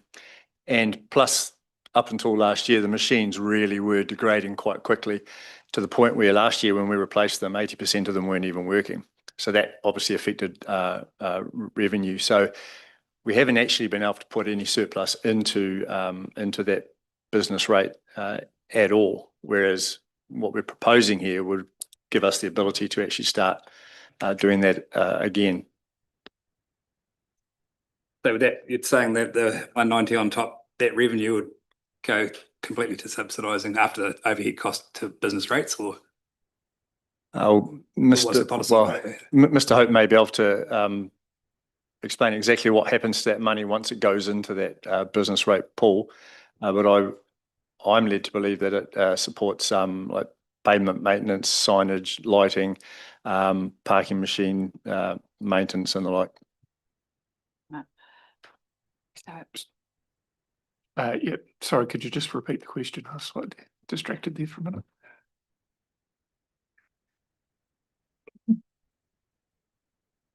So, is that saying that if we go back to business rate, or how's it do that after operational cost? Yeah, sorry. So yeah, any surplus or deficit just goes into the business rate, and it's part of the estimated business rate calculation for the coming year. And then that's actually a separate reserve, so it sits there and either in surplus or deficit, and then that's considered again and when the rates are set for the year after that. All right, now just to let you guys know, we are running a fair bit behind schedule. So we are due to stop for lunch now, where we were supposed to get through another couple of papers before that, so we won't be able to get through those papers before lunch, I'm afraid. I've got Deputy Mayor Ryan to speak, and then I'm going to take Councillor Lewis. I think he had notice of motion, so I will take that after that. Thank you. I guess there's been a lot of discussion about the confusion and communications and that sort of thing in the process over the past year that's led us here. So I have two questions. One was, I guess, what is the communications and messaging kind of plan going forward, especially because if we're talking about the free parking for over 80s, and we're going to get people lining up tomorrow, wanting to sign up for that. Yeah, I guess it's important that we are communicating that well. Yeah, that's my first question. Yeah, through the chair, that's what happened last time at the council meeting. Later in the day, we had people lining up wanting their obviously, whatever decision is made here today will formulate what our comms plan is going forward. But obviously, we need to be quite precise in regards to a comms plan on whatever is decided, to make it quite clear and to roll out, like for instance, the over 80s parking permit if that's decided on, or the free parking for CCS card holders, or the removal of the 1 hour, or whatever is decided. And the fantastic team that we have with our comms and engagement will very quickly be able to put a package together for us so that we can actually make sure that we're getting to the right parts of the community. And again, like we did when we replaced the parking machines, I mean, like staff are more than willing to actually spend time in the spaces to actually do workshops with people and explain what the changes mean for them. It's not a matter of just making a decision and then letting everybody go to it. We're quite conscious that this is a very emotive topic for a lot of people, and it can create a lot of confusion and anxiety in the community. So we'll make sure that we're very focused on how we do our comms. So thank you. And just my second question through the chair, if we are to remove paid parking today, is there any flexibility within the policy to do what I've seen like Dunedin do over the Christmas New Year period and introduce, I guess, special free parking times throughout the year where to help generate turnover and business for the businesses? I'll pass to Mr. Cook first up. Yeah, did you have your hand up? Thank you. I just wanted to add in relation to the last question, and the response was that we will need an implementation time for all these measures, and that would then have to be communicated. We can't give it all away one day and then not take it back the next day, sort of thing. So we will need an implementation time. Understood. Mr. Bardsley. So just in response to your question, Deputy Mayor, yes, 100%. Council has the ability to make a decision around having free parking on a certain day, or if there's a festival, or even if it's a matter of just directing officers that on this date parking will be free or it'll change. I'm not sure how exactly we do that. It may need to come back for a resolution from council, or it may be something that we could just implement. Because we're such a small town and we kind of had limited staff, we can pretty much do anything. It's just a matter of getting that information out to the community, and the best way is often through the messaging on the machines themselves. And we can easily do that to say today parking is free because you're all wonderful people in the community or something. Yeah. Go. Councillor Lewis. Thanks, Mayor Tavernell. Right, I'd just like to make a couple of comments before I move an amendment to the motion. Fully supportive of removing the parking bylaw. I think it's just caused confusion, that 15-minute window. Likewise, the free parking in any of the spaces, paid parking spaces for CCS mobility parking permit holders. Likewise, the introduction of an over 80s parking permit, and I'm also comfortable to remove the 1 hour free parking period, because I mean that was a carryover from COVID, and I think it's difficult because it becomes an accepted, or it's always been this way, and the fact is no, it hasn't. So I think it is timely that that's removed. What I would like to make an amendment to is the actual start time. Given that 25 years ago, I was the one who negotiated the 10 o'clock start time for that, I've mellowed but I would like to see a 9:30 start. And the reason for my question to Mr. Bardsley before was with regards to whether that a differential between Saturday and weekdays would make that much of a difference. So my proposal amendment would be that parking times start 9:30 a.m. to 5:30 p.m. Monday to Friday, and 9:30 a.m. to 1 p.m. on Saturdays. Got a movement there. Do I have a seconder for that? Seconded Councillor Downing. Hearing myself. I'll second the pro forma. I've got a seconder with Councillor Downing. So right, is there anything else you want to add to that? I think, I mean, what it does is the fact that we have effectively taken something away that people view as having always been there, which it, as I just said before, hasn't. But I think that 30 minutes is a realistic time period, that within that if you want to do business before 9:30 versus as before 10 o'clock, then you wouldn't pay for parking. But from that point in time on, you would expect to pay for parking, as you do, as has been alluded in every other city or town across the country, pretty much. Does anyone else want to speak to that? Councillor Downing. Yeah, because the main sticking point for me to remove that 1 hour free was what the people who weren't able to go to a free park somewhere else and walk to where they needed to go, which is how I've always got around it. But not everyone can do that. I think the first few changes there for the CCS mobility holders and the other one, they're going to solve that problem where it'll be a big improvement for them. And they've asked for it, so that's a good thing. And also just clarifying number 6 there, we'll support that too, and only move that 9:30. So that's why I'd be seconding it. Thank you, Councillor Hopkins. Yeah, I hope you put these, or I'd like you to request that you put these one at a time, because for me 1, 2, 3 and 4 are fine. 6 is regrettable in my view, but I'm not going to argue unduly. I think we should keep some options open, but if we vote to support 6, so be it. The difficulty with 5 is just how much acrimony and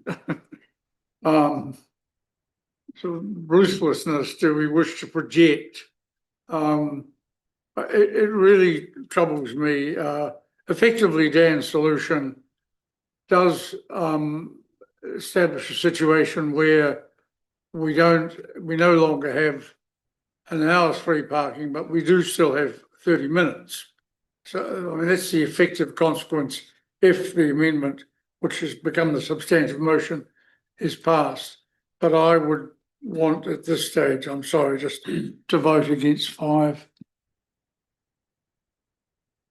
All right, is there any other comments that councillors want to make? Councillor Fowling. Yeah, probably just a more wider comment is I think part of the decision today is that we're in a certain situation. We've got these machines, we've paid the 350K.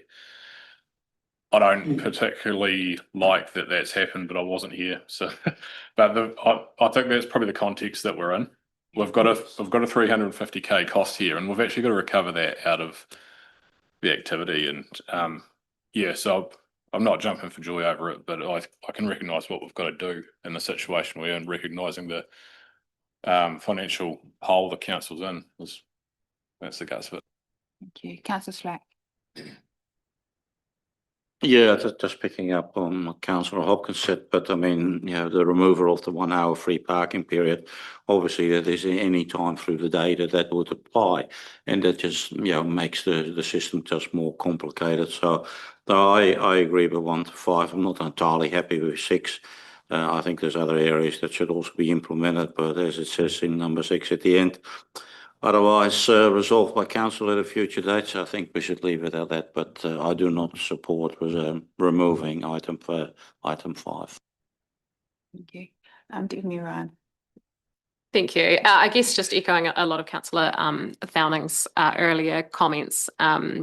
Yeah, it's not something that I'm feeling incredibly comfortable about, but I think if I am more comfortable with where things have landed today, and I would just like us to be thinking about opportunities, like I was questioning earlier, around identifying times that we could potentially be introducing free parking around, you know, to be thinking about how we can be generating and supporting our local businesses. Just a reminder that the clock over there stopped, so that's the reason we're not getting any later. Okay, so what I'm going to do is put these one at a time. So I'll start. Sorry. Let's vote on the amendment first, and then I will amend it, and then can vote on the motions. Thank you. Well, no, the first one wasn't put, so it just becomes a standard motion, does it not? Was it second? The amendment was to change the 9 AM to 9:30 AM. Yeah, so but the recommendation was never put in the first place to resolve. It's just a new motion. That one, is it not? Yes, but we'll need to have to vote on it before we vote on the substantive motion. Was the amendment, did it have a seconder? Yes. Yeah, so it needs to be voted on as an amendment to the recommendation, and then you come back to the full. But the overall hasn't had a mover and a seconder. That's what I'm saying. This is a substantive motion. Because it hasn't been put, so this is the first time it's been put with a slight amendment to the wording. Good point. Yeah. It can be done in the order, so that's fine. Yeah. So I'm happy to just go through it rather than confuse the conversation. Okay, so I'm going to start with number 1, which is amend the parking bylaw to remove. It's been, the whole thing has been moved by Councillor Lewis, seconded by Councillor Fowling, and it'll be put separately. So amend the price. They moved and seconded the amendment, but they didn't move and second the substantive motion. No, they moved and seconded the whole motion. Can I just confirm that? Thank you. Yeah. Thank you. So number 1, amend the parking bylaw to remove the reference requiring the vehicle registration within 15 minutes of parking. So that's just to clarify in that space. So I'm going to put that. All in favour, please say aye. Aye. And against? That's carried. Do we need a show of hands or anything there? Was that all for? That was unanimous. Unanimous. Perfect. Right, so we'll move on to number 2, approves free parking for CCS mobility parking permit holders in all council controlled paid parking areas. So I'm going to move that. All in favour, please say aye. Aye. And against? That's carried and that's unanimous. Right, so moving on to number 3, which now does sit as approved a change to paid parking start times to 9:30 to 5:30 Monday to Friday and 9:30 to 1 PM on Saturdays. So everyone, it's not quite on the screen, but everyone understands what they're voting for there. Right, so I'm going to put that. All in favour, please say aye. Aye. And against? That's carried. And that's also unanimous, is it? Fantastic. Okay. Number 4, improves introduction of an over 80s parking permit scheme for residents subject to the application and a proof of a current driver's license. I'll put that. All in favour, please say aye. Aye. And against? That's carried. This one might be contentious with some, but resolves to remove, this is number 5, sorry, the 1 hour free parking period. So I'm going to put that. All in favour, please say aye. Aye. And against? No. That's carried. So that was Councillor Hopkins as a no, and everyone else was an aye. Thank you. You got that, Arlene? Okay, then moving on to number 6, which is directs officers not to progress investigation or implementation of additional paid parking areas at this time, and to retain existing free parking areas as status quo unless otherwise resolved by council at a future date. So I'm going to put that. All in favour, please say aye. Aye. And against? No. That's Councillor Hopkins as a no. Was there any other no's there? Right, so otherwise it was carried. Thank you. And thank you very much for staff for the work you've done on this and for helping trying to clarify a position to make it a bit easier.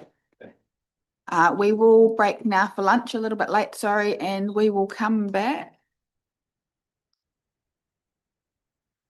We'll come back at 1:15. Thank you.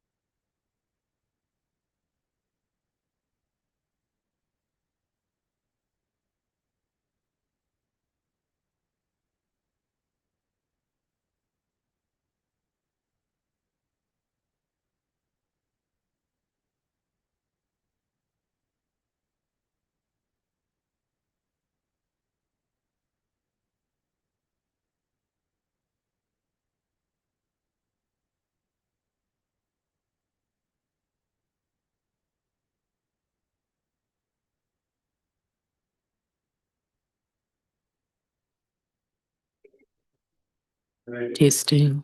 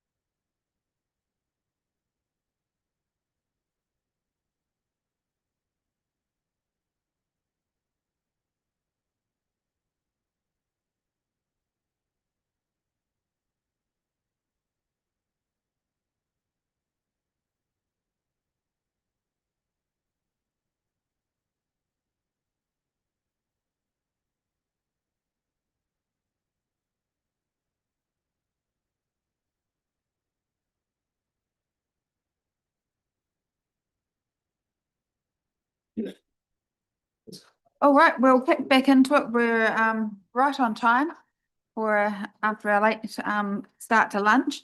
So thank you all. We're going to move now on to page 49 of the agenda, and we've got Mr. Cook and Mr. Campbell here in the chamber to discuss the delegations for the hearing panel. Who wants to start that one? Mr. Cook. I'll do the introduction. I do apologise. My computer has gone into intensive care mode at the moment, so I am trying to operate off my telephone. So that makes it slightly difficult. But this paper has two aspects to it, and Mr. Campbell can speak to it in slightly more detail. But the hearings panel, which you appointed, I think it might have been at the last council meeting, actually needs now the delegations to be able to do its work. And so the delegations under the RMA can't be sub-delegated by the chief executive, only council can do those. And also there's the recommendation to appoint an additional member to the hearings panel to represent iwi interests, and the details of which is in the paper. Because I am now flying blind, I'll pass it over to Mr. Campbell. Thank you, Mr. Cook. Probably to elaborate further on the iwi panel recommendation aspect. So in subsequent discussions with the approved chair that you appointed, Mr. Alan Cubitt, he was sort of teasing out this issue, and we sort of came to the conclusion that there are aspects of the exempt proposed district plan that still have things like Papakainga housing, statutory acknowledgements, etc. And it would be probably remiss not to have an iwi person sit on the panel to help with those aspects of the hearings. It doesn't mean they need to sit through the whole hearings and all the other matters. So it'd be up to the panel to kind of come up with the sort of makeup of the panel for different topics as they move through, and this is why we'd have the appointed iwi rep on there for that purpose. And as Mr. Cook mentioned, the specific delegations are listed there as well, just so it's clear what the panel can and can't do. So it includes all the recommendations, designations, that sort of thing. So it's just spelling it out in detail, so it's squeaky clean, and we can basically move on and commence organising a meeting of that panel to deal with sort of scheduling and procedural issues before we get into the main guts of the hearings later in the year. Happy to answer any questions. Thank you. Right, councillors, is there any questions? Councillor McCone, then Councillor Hopkins.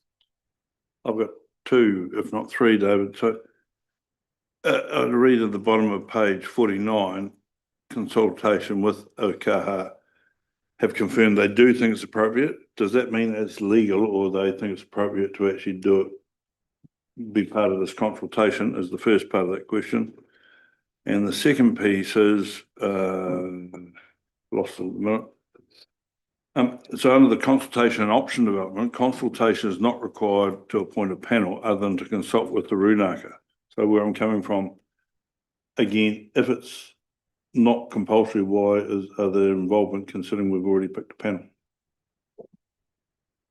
No, good question. So probably to elaborate further on the discussion with the panel chair is council can decide it's not needed effectively to consult. So it might be to do with a plan change that doesn't have any kind of iwi touch points.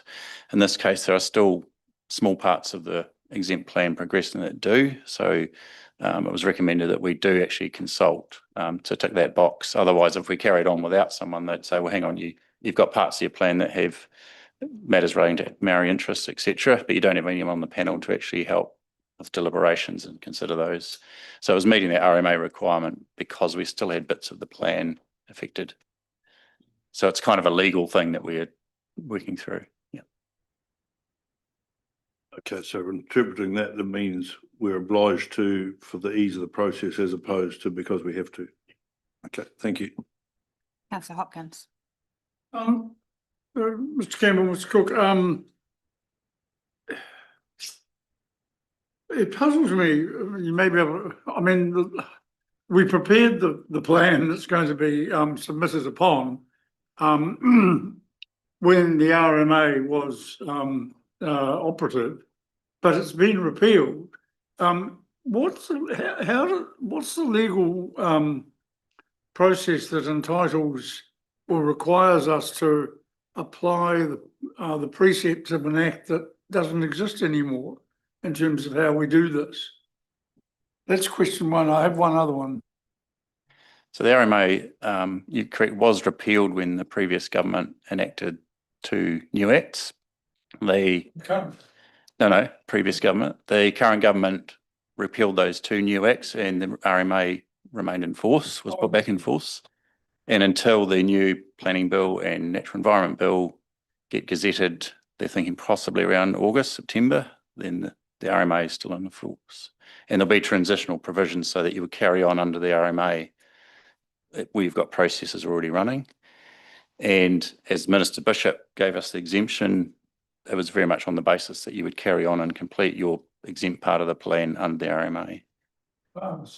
So I thought actually the 2 new bills proposed by the coalition government actually replaced the previous 2 from Labor. And I thank you for that, David. May I just ask one other question? I'm just trying to, there has been correspondence shared with elected members and officers from Federated Farmers expressing concern about what they see as a wider remit for the panel than originally anticipated. As I read the delegations here, they seem very particular, precise and confined. So does this set of delegations address and or satisfy Federated Farmers' concerns about a wider remit? Yeah, so I guess the concerns are around what is now in the plan as exempt, and only the panel can consider what is still in the plan, proposed plan going forward. There's nothing new or added to the plan other than to clarify where something's withdrawn. So it might have withdrawn in brackets beside a section or a topic. So the panel is very limited what it can consider anyway, and they can only amend provisions after hearing submissions on those provisions. So it's very tight what they can and can't consider. So I've got Councillor Linwood, then Councillor Slack. Thank you, and through the chair. Sorry to go back to it, David, but if we weren't to appoint a commissioner with an understanding of tikanga, would we then be open to legal challenge potentially if we didn't do that? Yes, so it would be a judicial review type challenge through the High Court around procedural matters on that. Councillor Slack. Thank you, David. Just to clarify on the Aokaha involvement, am I then correct in understanding that Aokaha involvement is advisory, purely advisory, not from a consenting point of view? Yes, Councillor Schlack. So they were consulted. They go back to the relevant iwi, Runanga in this case, and say, do you want someone? In this case, they've said yes, and then they have a approved kind of pool of commissioners they can draw on throughout the region, and they've deliberately gone with someone outside the area, but not too far outside that they won't have an understanding of the issues. So, because the Runanga themselves, through Okaha, have submitted to the plan, this person is not part of that Runanga. If I might just follow up and just for clarification, yes, I understand that.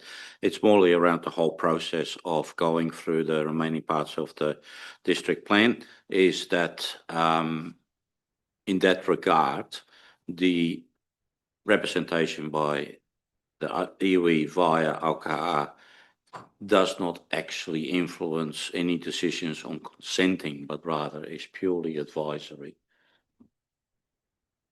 Yes, that's correct. In terms of consenting, that's a whole different category again. Yep.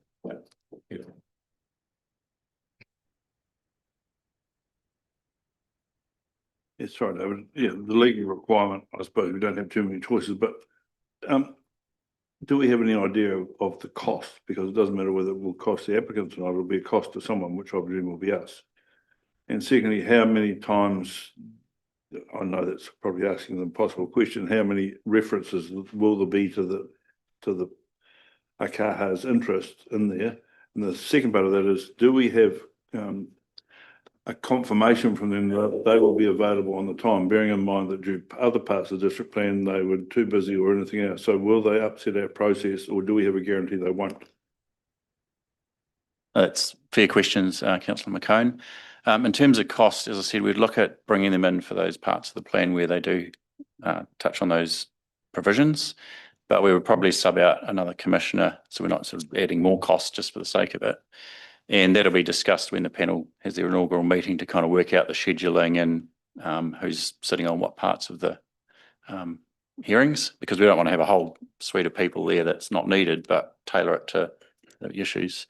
So that there'll be a cost regardless. This is just bringing in someone for those specific parts, but someone might have to sit out that.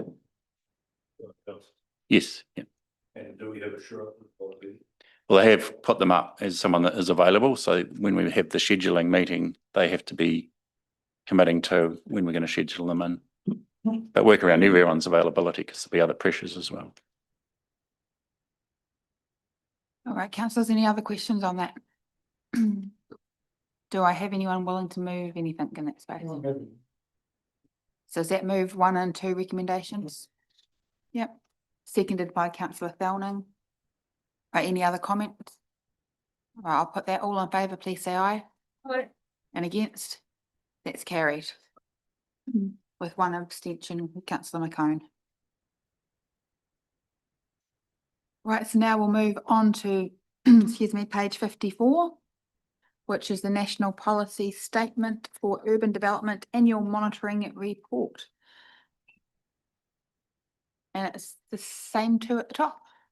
Mr. Cook. Thank you. You'll be pleased to know my computer's come back to life for this very significant paper this afternoon. If this is a fine example of where we're required to do something imposed on us by central government. And this is the annual monitoring report for 26 in relation to the National Policy Statement on Urban Development 2020. Those in the previous triennium will have seen this 3 times already. And here's the latest version. I'll leave you to decide on your value of this piece of work, but we are required to produce it and we are required to put it on our website. I would suggest as we're running behind, perhaps we don't have too much debate on it. Well done, it looks very pretty. Sorry, Mr. Campbell.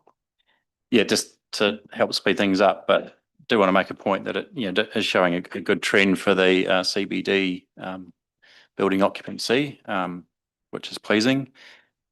Yeah, whether that's maintained or not is another thing, but over time, as these type of reports start to build a good picture and show the value of things happening in the town around that aspect, but it also tracks your rent and your availability, other types of land use as well. So it's important just to monitor that trend, and this will be used to review our spatial plan as we go into some of the new planning that Councillor Hopkins talked about. So it's not just an information report put on the website. It actually starts to form part of our picture for updating and reviewing those future growth plans that we've already adopted.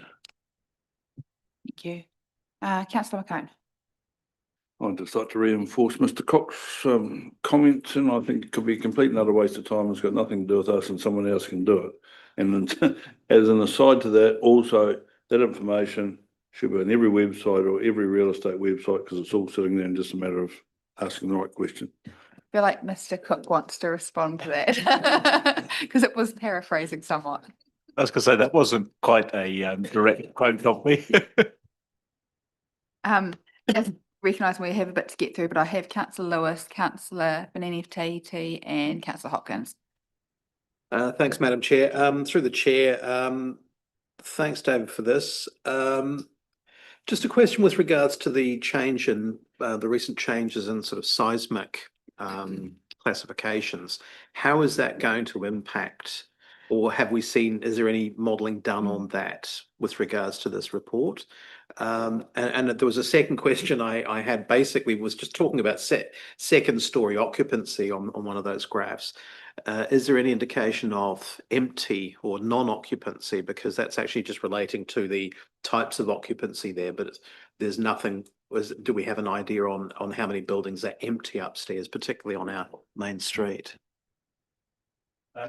Thanks, Councillor Lewis. I can't probably answer the first question. It's a bit early to know what the implications might be, but it certainly could affect the second story buildings or 2-story buildings.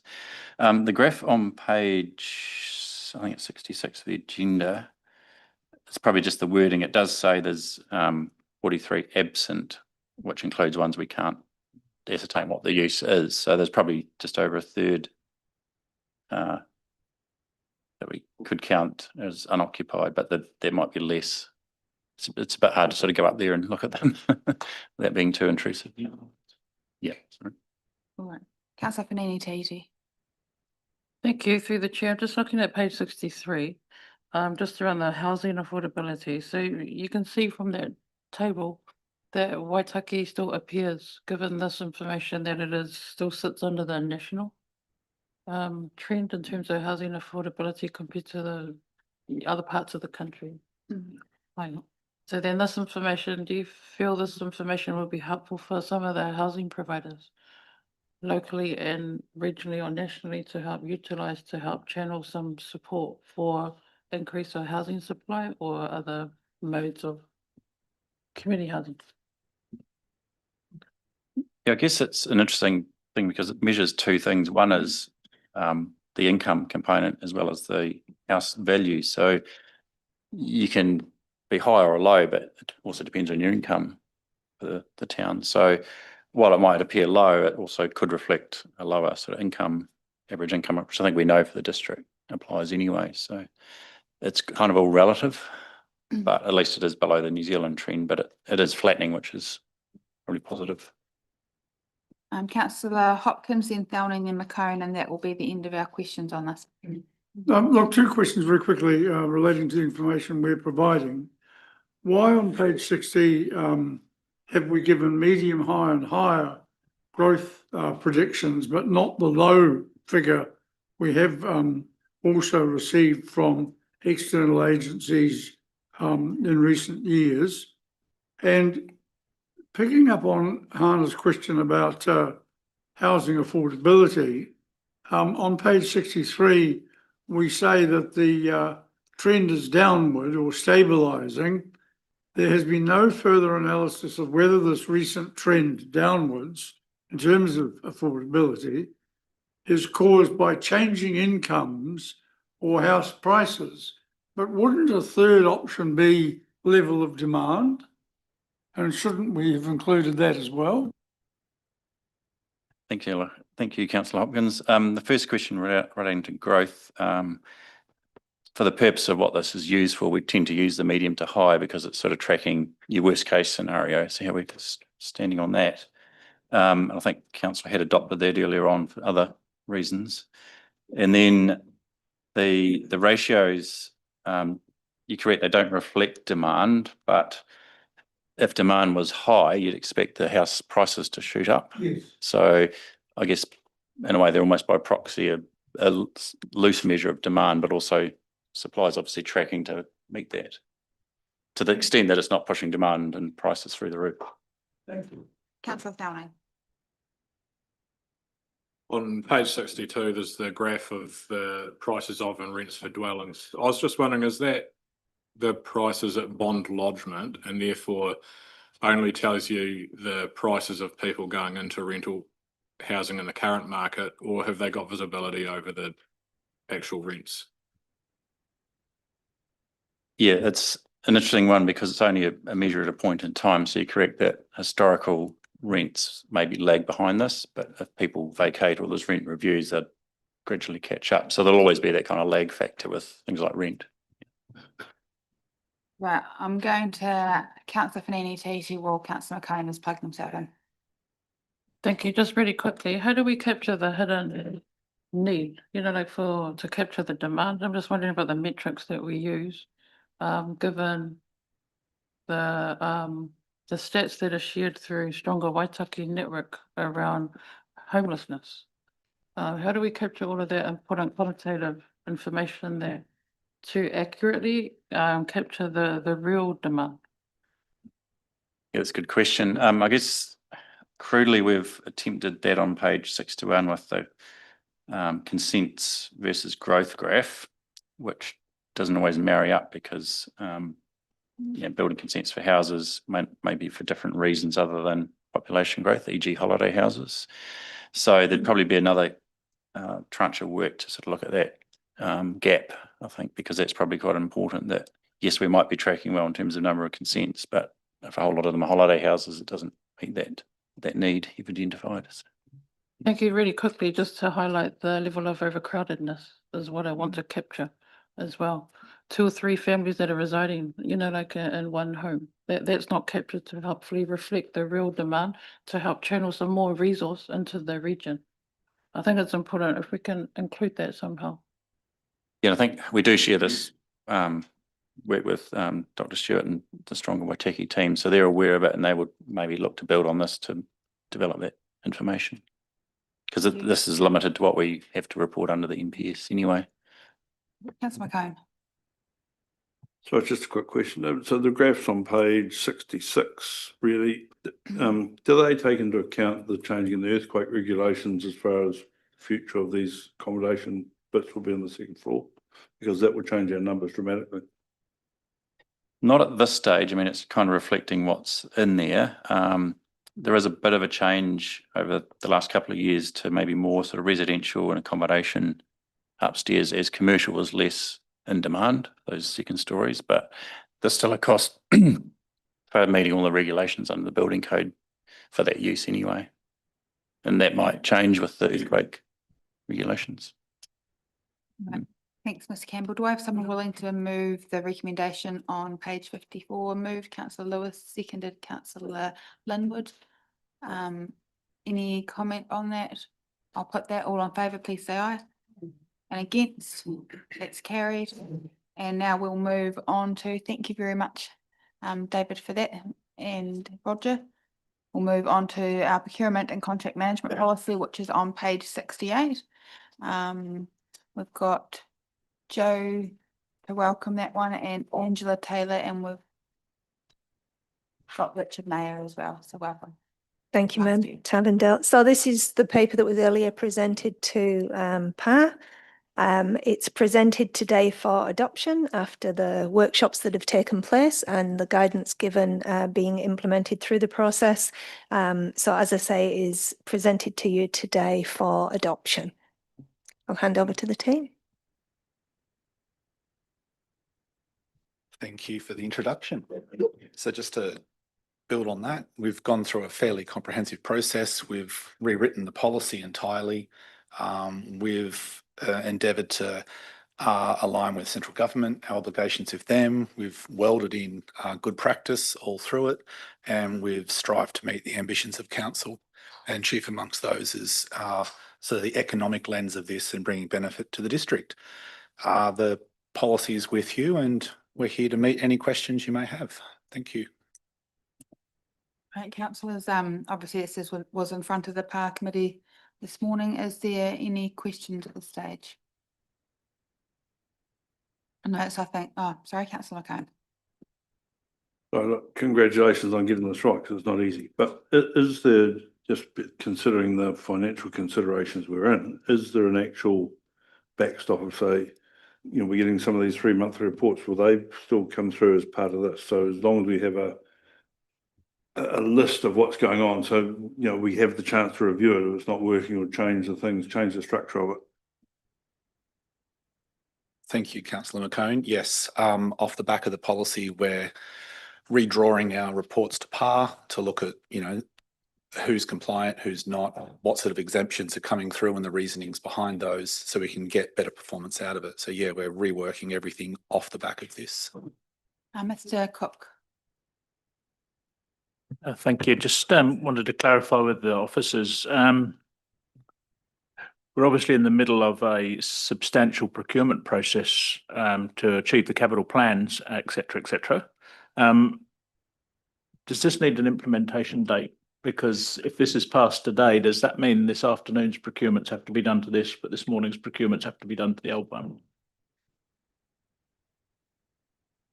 Thank you, Mr. Cook. Yes, we could agree a date. Ordinarily, it would be adopted as of the council process. So we can agree a date if that's required. I guess I'll pass that question back to, I'm not sure where, but is there a date that you think is required to make this a feasible?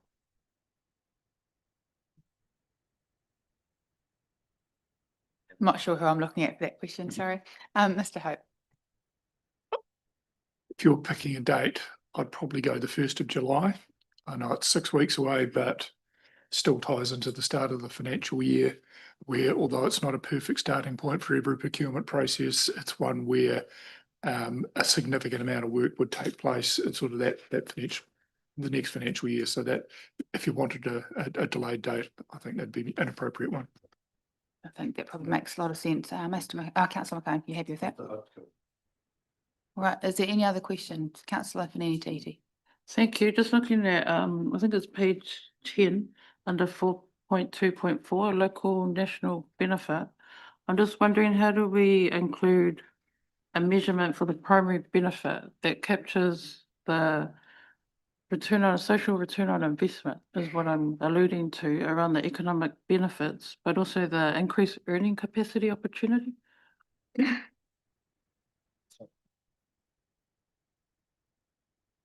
So I think it's page 10 in the actual policy doc. Do we have a measurement for capturing the return on investment from a social investment perspective to capture when people are submitting RFPs, that they capture how they're going to increase the earning capacity of, One of the things that I've been working on in the background is a toolkit for the staff to use so that when they go to market, they can put in the correct economic benefit that is related to the project. So it could be to do with employment, or it could be to do with social welfare or other things. Part of that, they actually have to set their KPIs for the supplier, and they do have to have them report back on what it is that it's achieved.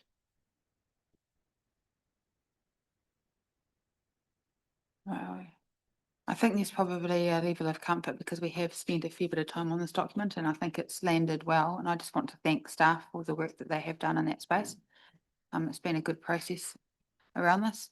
I'm happy to move from the chair that this that council receives and adopts as of the 1st of July 2026 the proposed procurement and contract management policy 2026. I've got that seconded by Councillor Schlack. Right, is there any comments, councillors? Councillor Hopkins. Yes, Madam Chair. Regrettably, I intend to vote against the adoption of this policy for one and only one reason. I did circulate my concern in December when we first discussed this. I was unable to attend that council meeting, but the notion of preference troubles me. We can't override the government's procurement rules of procurement 5th edition, but this proposal that local businesses get potentially a 10% weighting troubles me. To my mind, it's a little like the living wage, insofar as it's an optional benefit that we have decided to confer upon a particular group of people, but which will be, the cost of which will be borne by all ratepayers. And in my view, our ultimate obligation is to all ratepayers, not to the smaller group of tenderers for our business. And in the straitened circumstances we exist at the moment, I don't believe in the lowest possible initial price. I think the whole of life cost approach is the right one, but it should be the lowest possible whole of life cost because that is the greatest benefit to all ratepayers. Thank you. Councillor Fanini. Thank you through the chair. I'm quite supportive of the local benefit and the percentage that's attributed to that as a criteria. And that's why I asked around what is the subset of criteria to help fully measure the return on social investment that is actually important as part of our strategic priorities that we actually discussed earlier. And we do actually need to kind of help support, like local economy. But I do acknowledge Councillor Hopkins' his points that are raised, but I know that this government is very supportive of social investment. It's created its own organisation to help fully support it. That's why we have to include it in our policies to help activate that. I'm gonna just step out of sort of process and let Mr. Neil, have something. He's done a bit of work in this space as well. Sorry, just to add to that, and Councillor Hopkins, you'll be aware of this because you were in the working group meetings, but I just wanted to acknowledge the significant amount of work that Angela and Richard had done around quantifying the potential cost of applying that local benefit and how immaterial it is in the great scheme of things. And so we collectively discussed this, and to Hannah's point, concluded that the community benefits far exceeded any cost that the council may have to incur as a part of it. Thank you, Mr. Neil. Councillor Schlack. In a way, Mr. Neil has already answered that, but I wanted to say there's been a fair bit of discussion about and workshop about this particular document. We went through it, and I actually can recall the whole discussion around this. And I made the point, and I'll do it again. It's a double-edged sword. Yes, it is gives a benefit to local companies and local suppliers. On the other end, for all the suppliers outside that might not be qualifying under this policy, it is actually incentive to lower their prices as well. And I think that keeps things in balance. No, absolutely. And I find that we need to find that balance, and that's what this document, and really we spent a whole lot of time on trying to get that balance right, because we don't want to just full say that let's try and make it a whole lot cheaper for locals and to end up as a ratepayer paying a whole lot more in the process. But we also want to make sure if things are really close that we are weighting the right things and we are providing wherever possible employment to our locals, and growing our local share rather than it all going out of town, because there's so much more in that benefit than what you just see within the council walls. It's a wider community benefit, and I do think we have a role there as a council to try and actually support our own community rather than having money straight back out of the community. I think that is incredibly problematic. But I'm going to put that, so all in favour please say aye. Aye. And against? No. That's carried. And so that was just Councillor Hopkins against there. Right, so then we move now on to page 89. Thank you very much, team. Really appreciate the work done there. For the Waitaki District Health Services annual report.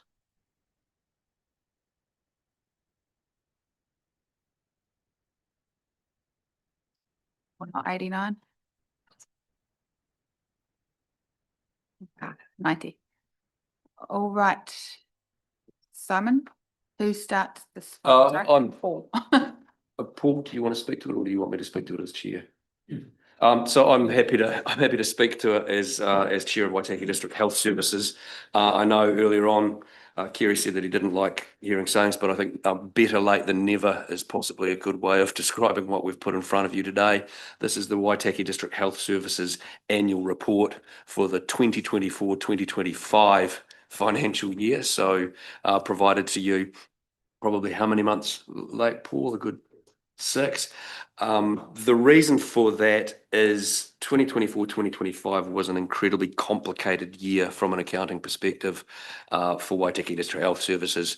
So at the start of the year, you had the assets, you had Te Whatu Ora effectively taking over the running of the hospital. Waitaki District Health Services therefore became the landlord, but for a period of months up until the 1st of November, Waitaki District Council still contracted all of the staff for Waitaki District Health Services, including the chief executives, the chair, and all of the directors. And so you see some costs in there for a few months. And then just to throw a further spanner in the works, the Office of the Auditor General decided that from the 24th of June 2025, so 6 days before the end of the financial year, that Observatory Village was no longer deemed to be dependent, and so that's also added to all of the complications where Observatory Village had to effectively have its assets removed from the balance sheet and transferred back across to another entity. And then there was a period of 6 days where there was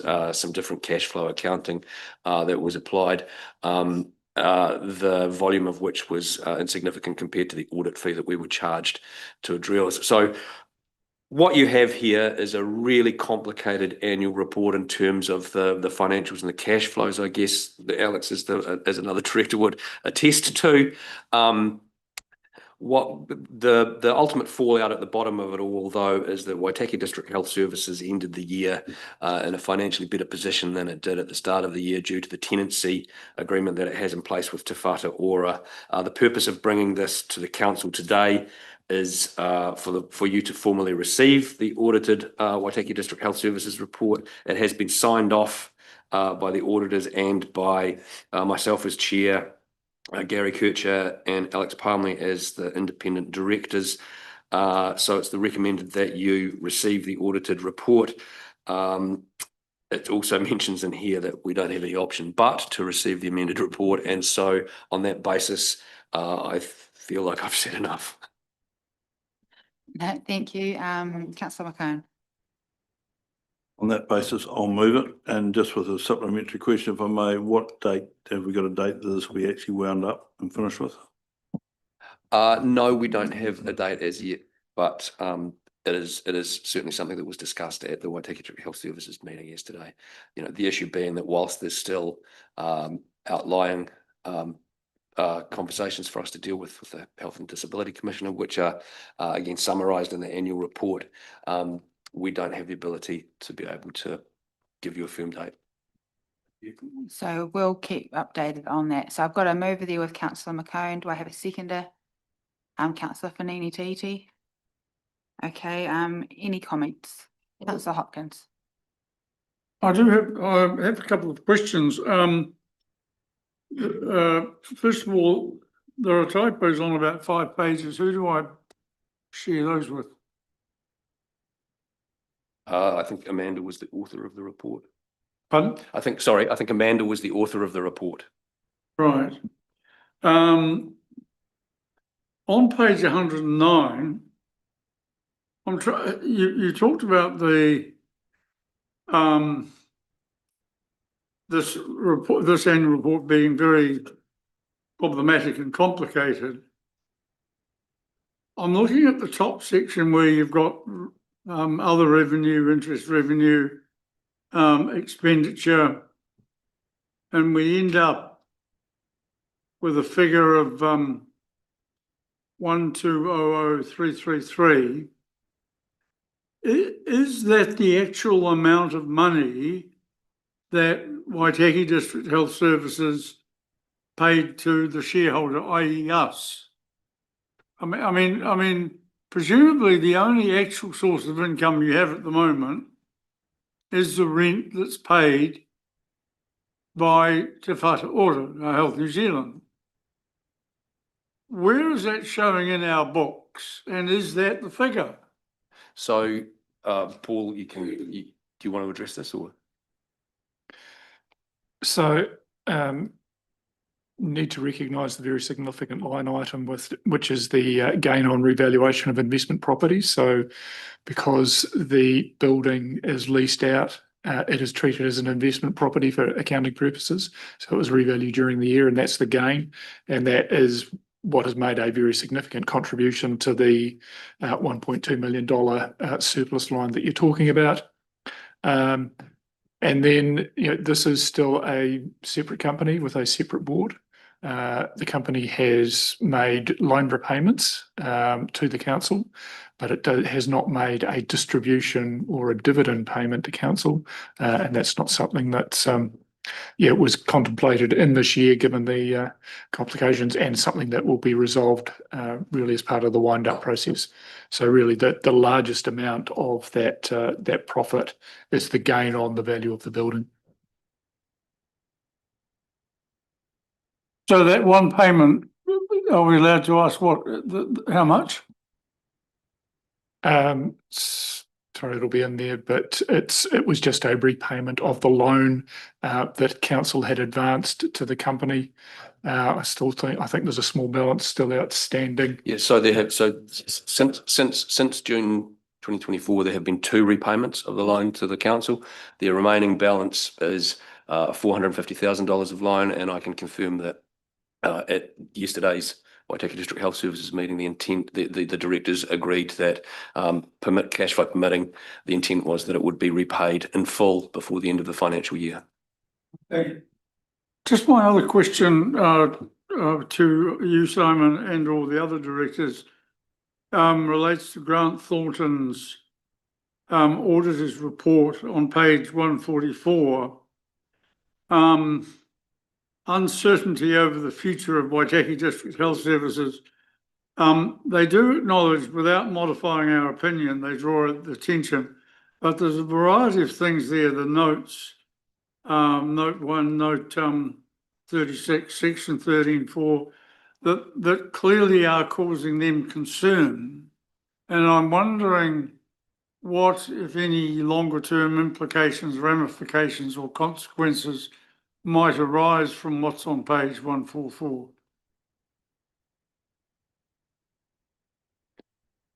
I think the short answer is none. I mean, what the concern that Grant Thornton had is, council's discussions about the future of the company, and that it has a longer term intent to wind it up. But the directors needed to make a commitment to get this prepared on a going concern basis, that they did not see that immediately happening. So yeah, but they're just raising that issue in their report, I think is appropriate. As chair, I signed off confident that none of these conditions that they called out would have further implications. There's quite a bit of sort of accounting jargon in there. So to Paul's example, we had to sign off that it was a going concern. The observatory village in and out pieces. So no.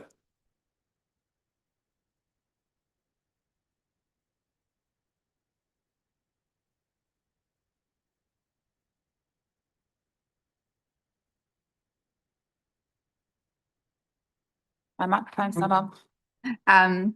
Right, so just putting the recommendations, one that we formally received the audited Waitaki District Health Services Group annual report, and then authorise myself and the CE to sign the report in lieu of an annual general meeting. So I'm just making sure everyone is comfortable with where I'm at. Is there any question down there? Sorry, there's a bit of whispering going on. It's not part of that. Right, so what I'll do is I'll put that, I'll put them all as one unless there's any concern. Right, all in favour, please say aye. Aye. And against, that's carried unanimously. Right, so now we move on to, thank you very much, team and Simon and Alex for that. We'll get to the right piece of paper and we'll move on to recommendations from the Ahuriri Community Board, so page 146.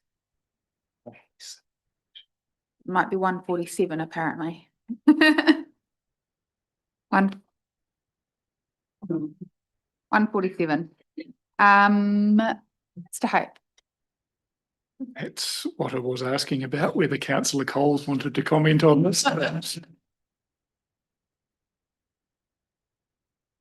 you. I need to recognise I wasn't at this the particular meeting and the recommendation, but I have been across it and having a discussion around it. It's been a very long-term goal to have this statute put in place in the community, and a huge amount of community investment of time and effort to do this. And I think for the small amount that we're looking here per annum to make sure that it's something that looks good over time and it continues to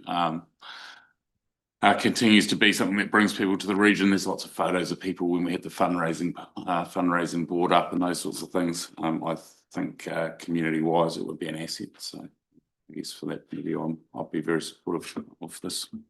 Right, so I'll take questions. They may well be Mr. Hope or Councillor Cowles. Councillor Hopkins.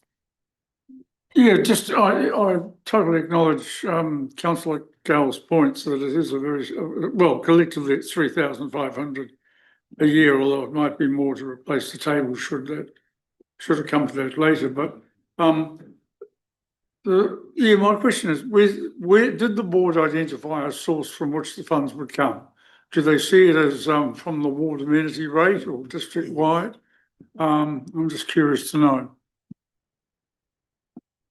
So the funding of basically public items such as monuments, memorials and statues are district-wide funded items. So this just will be a small addition to that budget. In terms of the second item, yes, that would be a ward fund. Councillor Councillor McCone, you're looking at me like you really want to say something. It's not a question, it's a statement, so I'll shut up for a Okay. minute. Well done.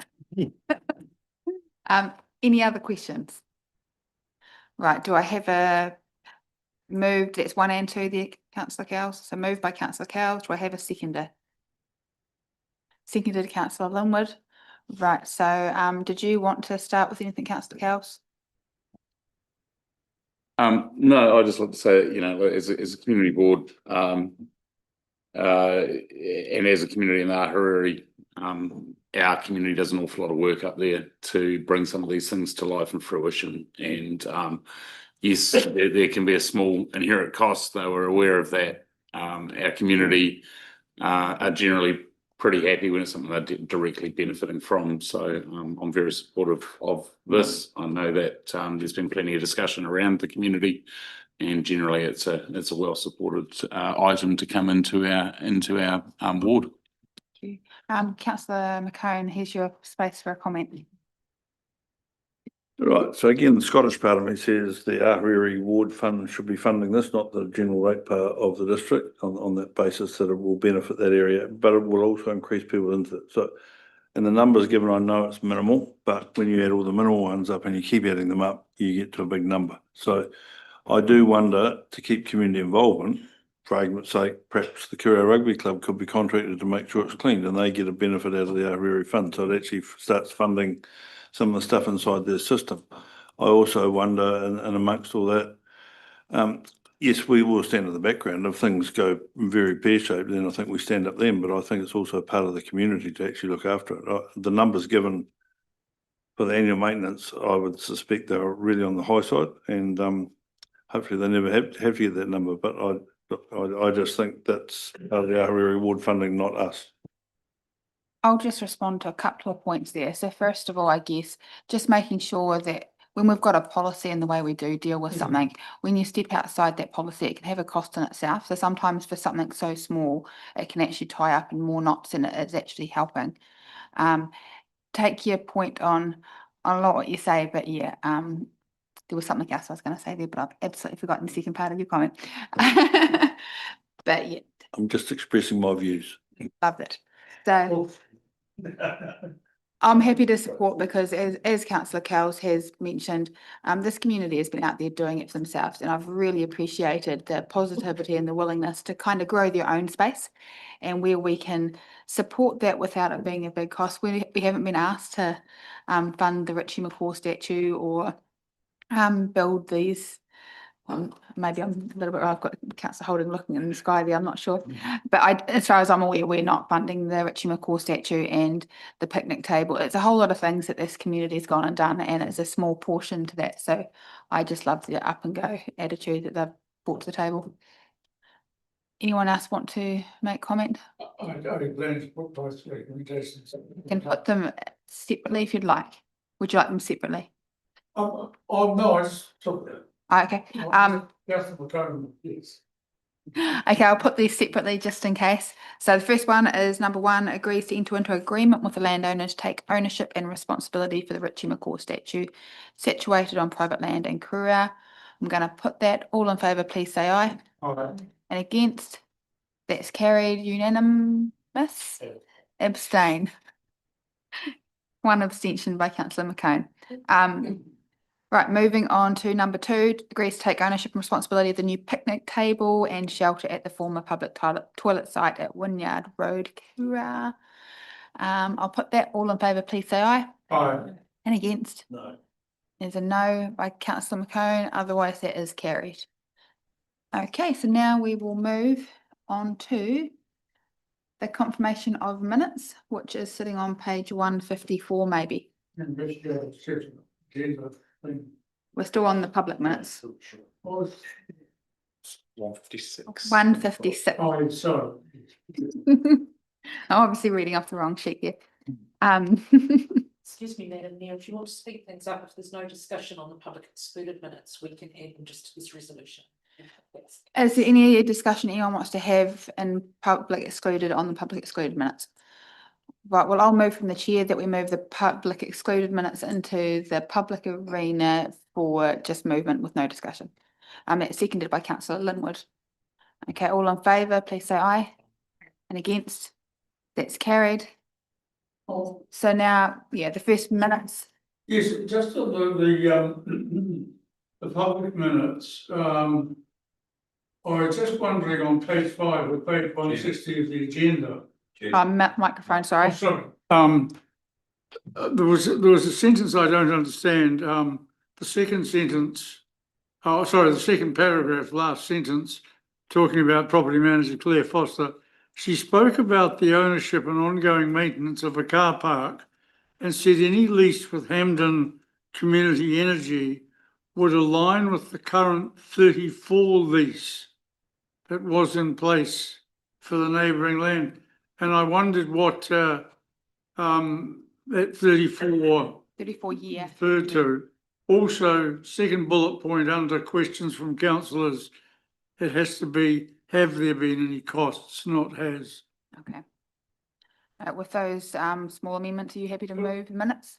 I'm just wondering, well, what I was asking with regard to the sentences, what does with the current 34 lease mean? 34 year. Ah, right, sorry. So with those amendments, are you happy to move? Yes. Okay, moved councillor Hopkins. Do I have a seconder for the public minutes? Seconded councillor Holding. Any other conversation on that? Now I'll put that all in favour, please say aye. Aye. And against? That's carried. Now we'll move on to the confirmation of minutes public excluded.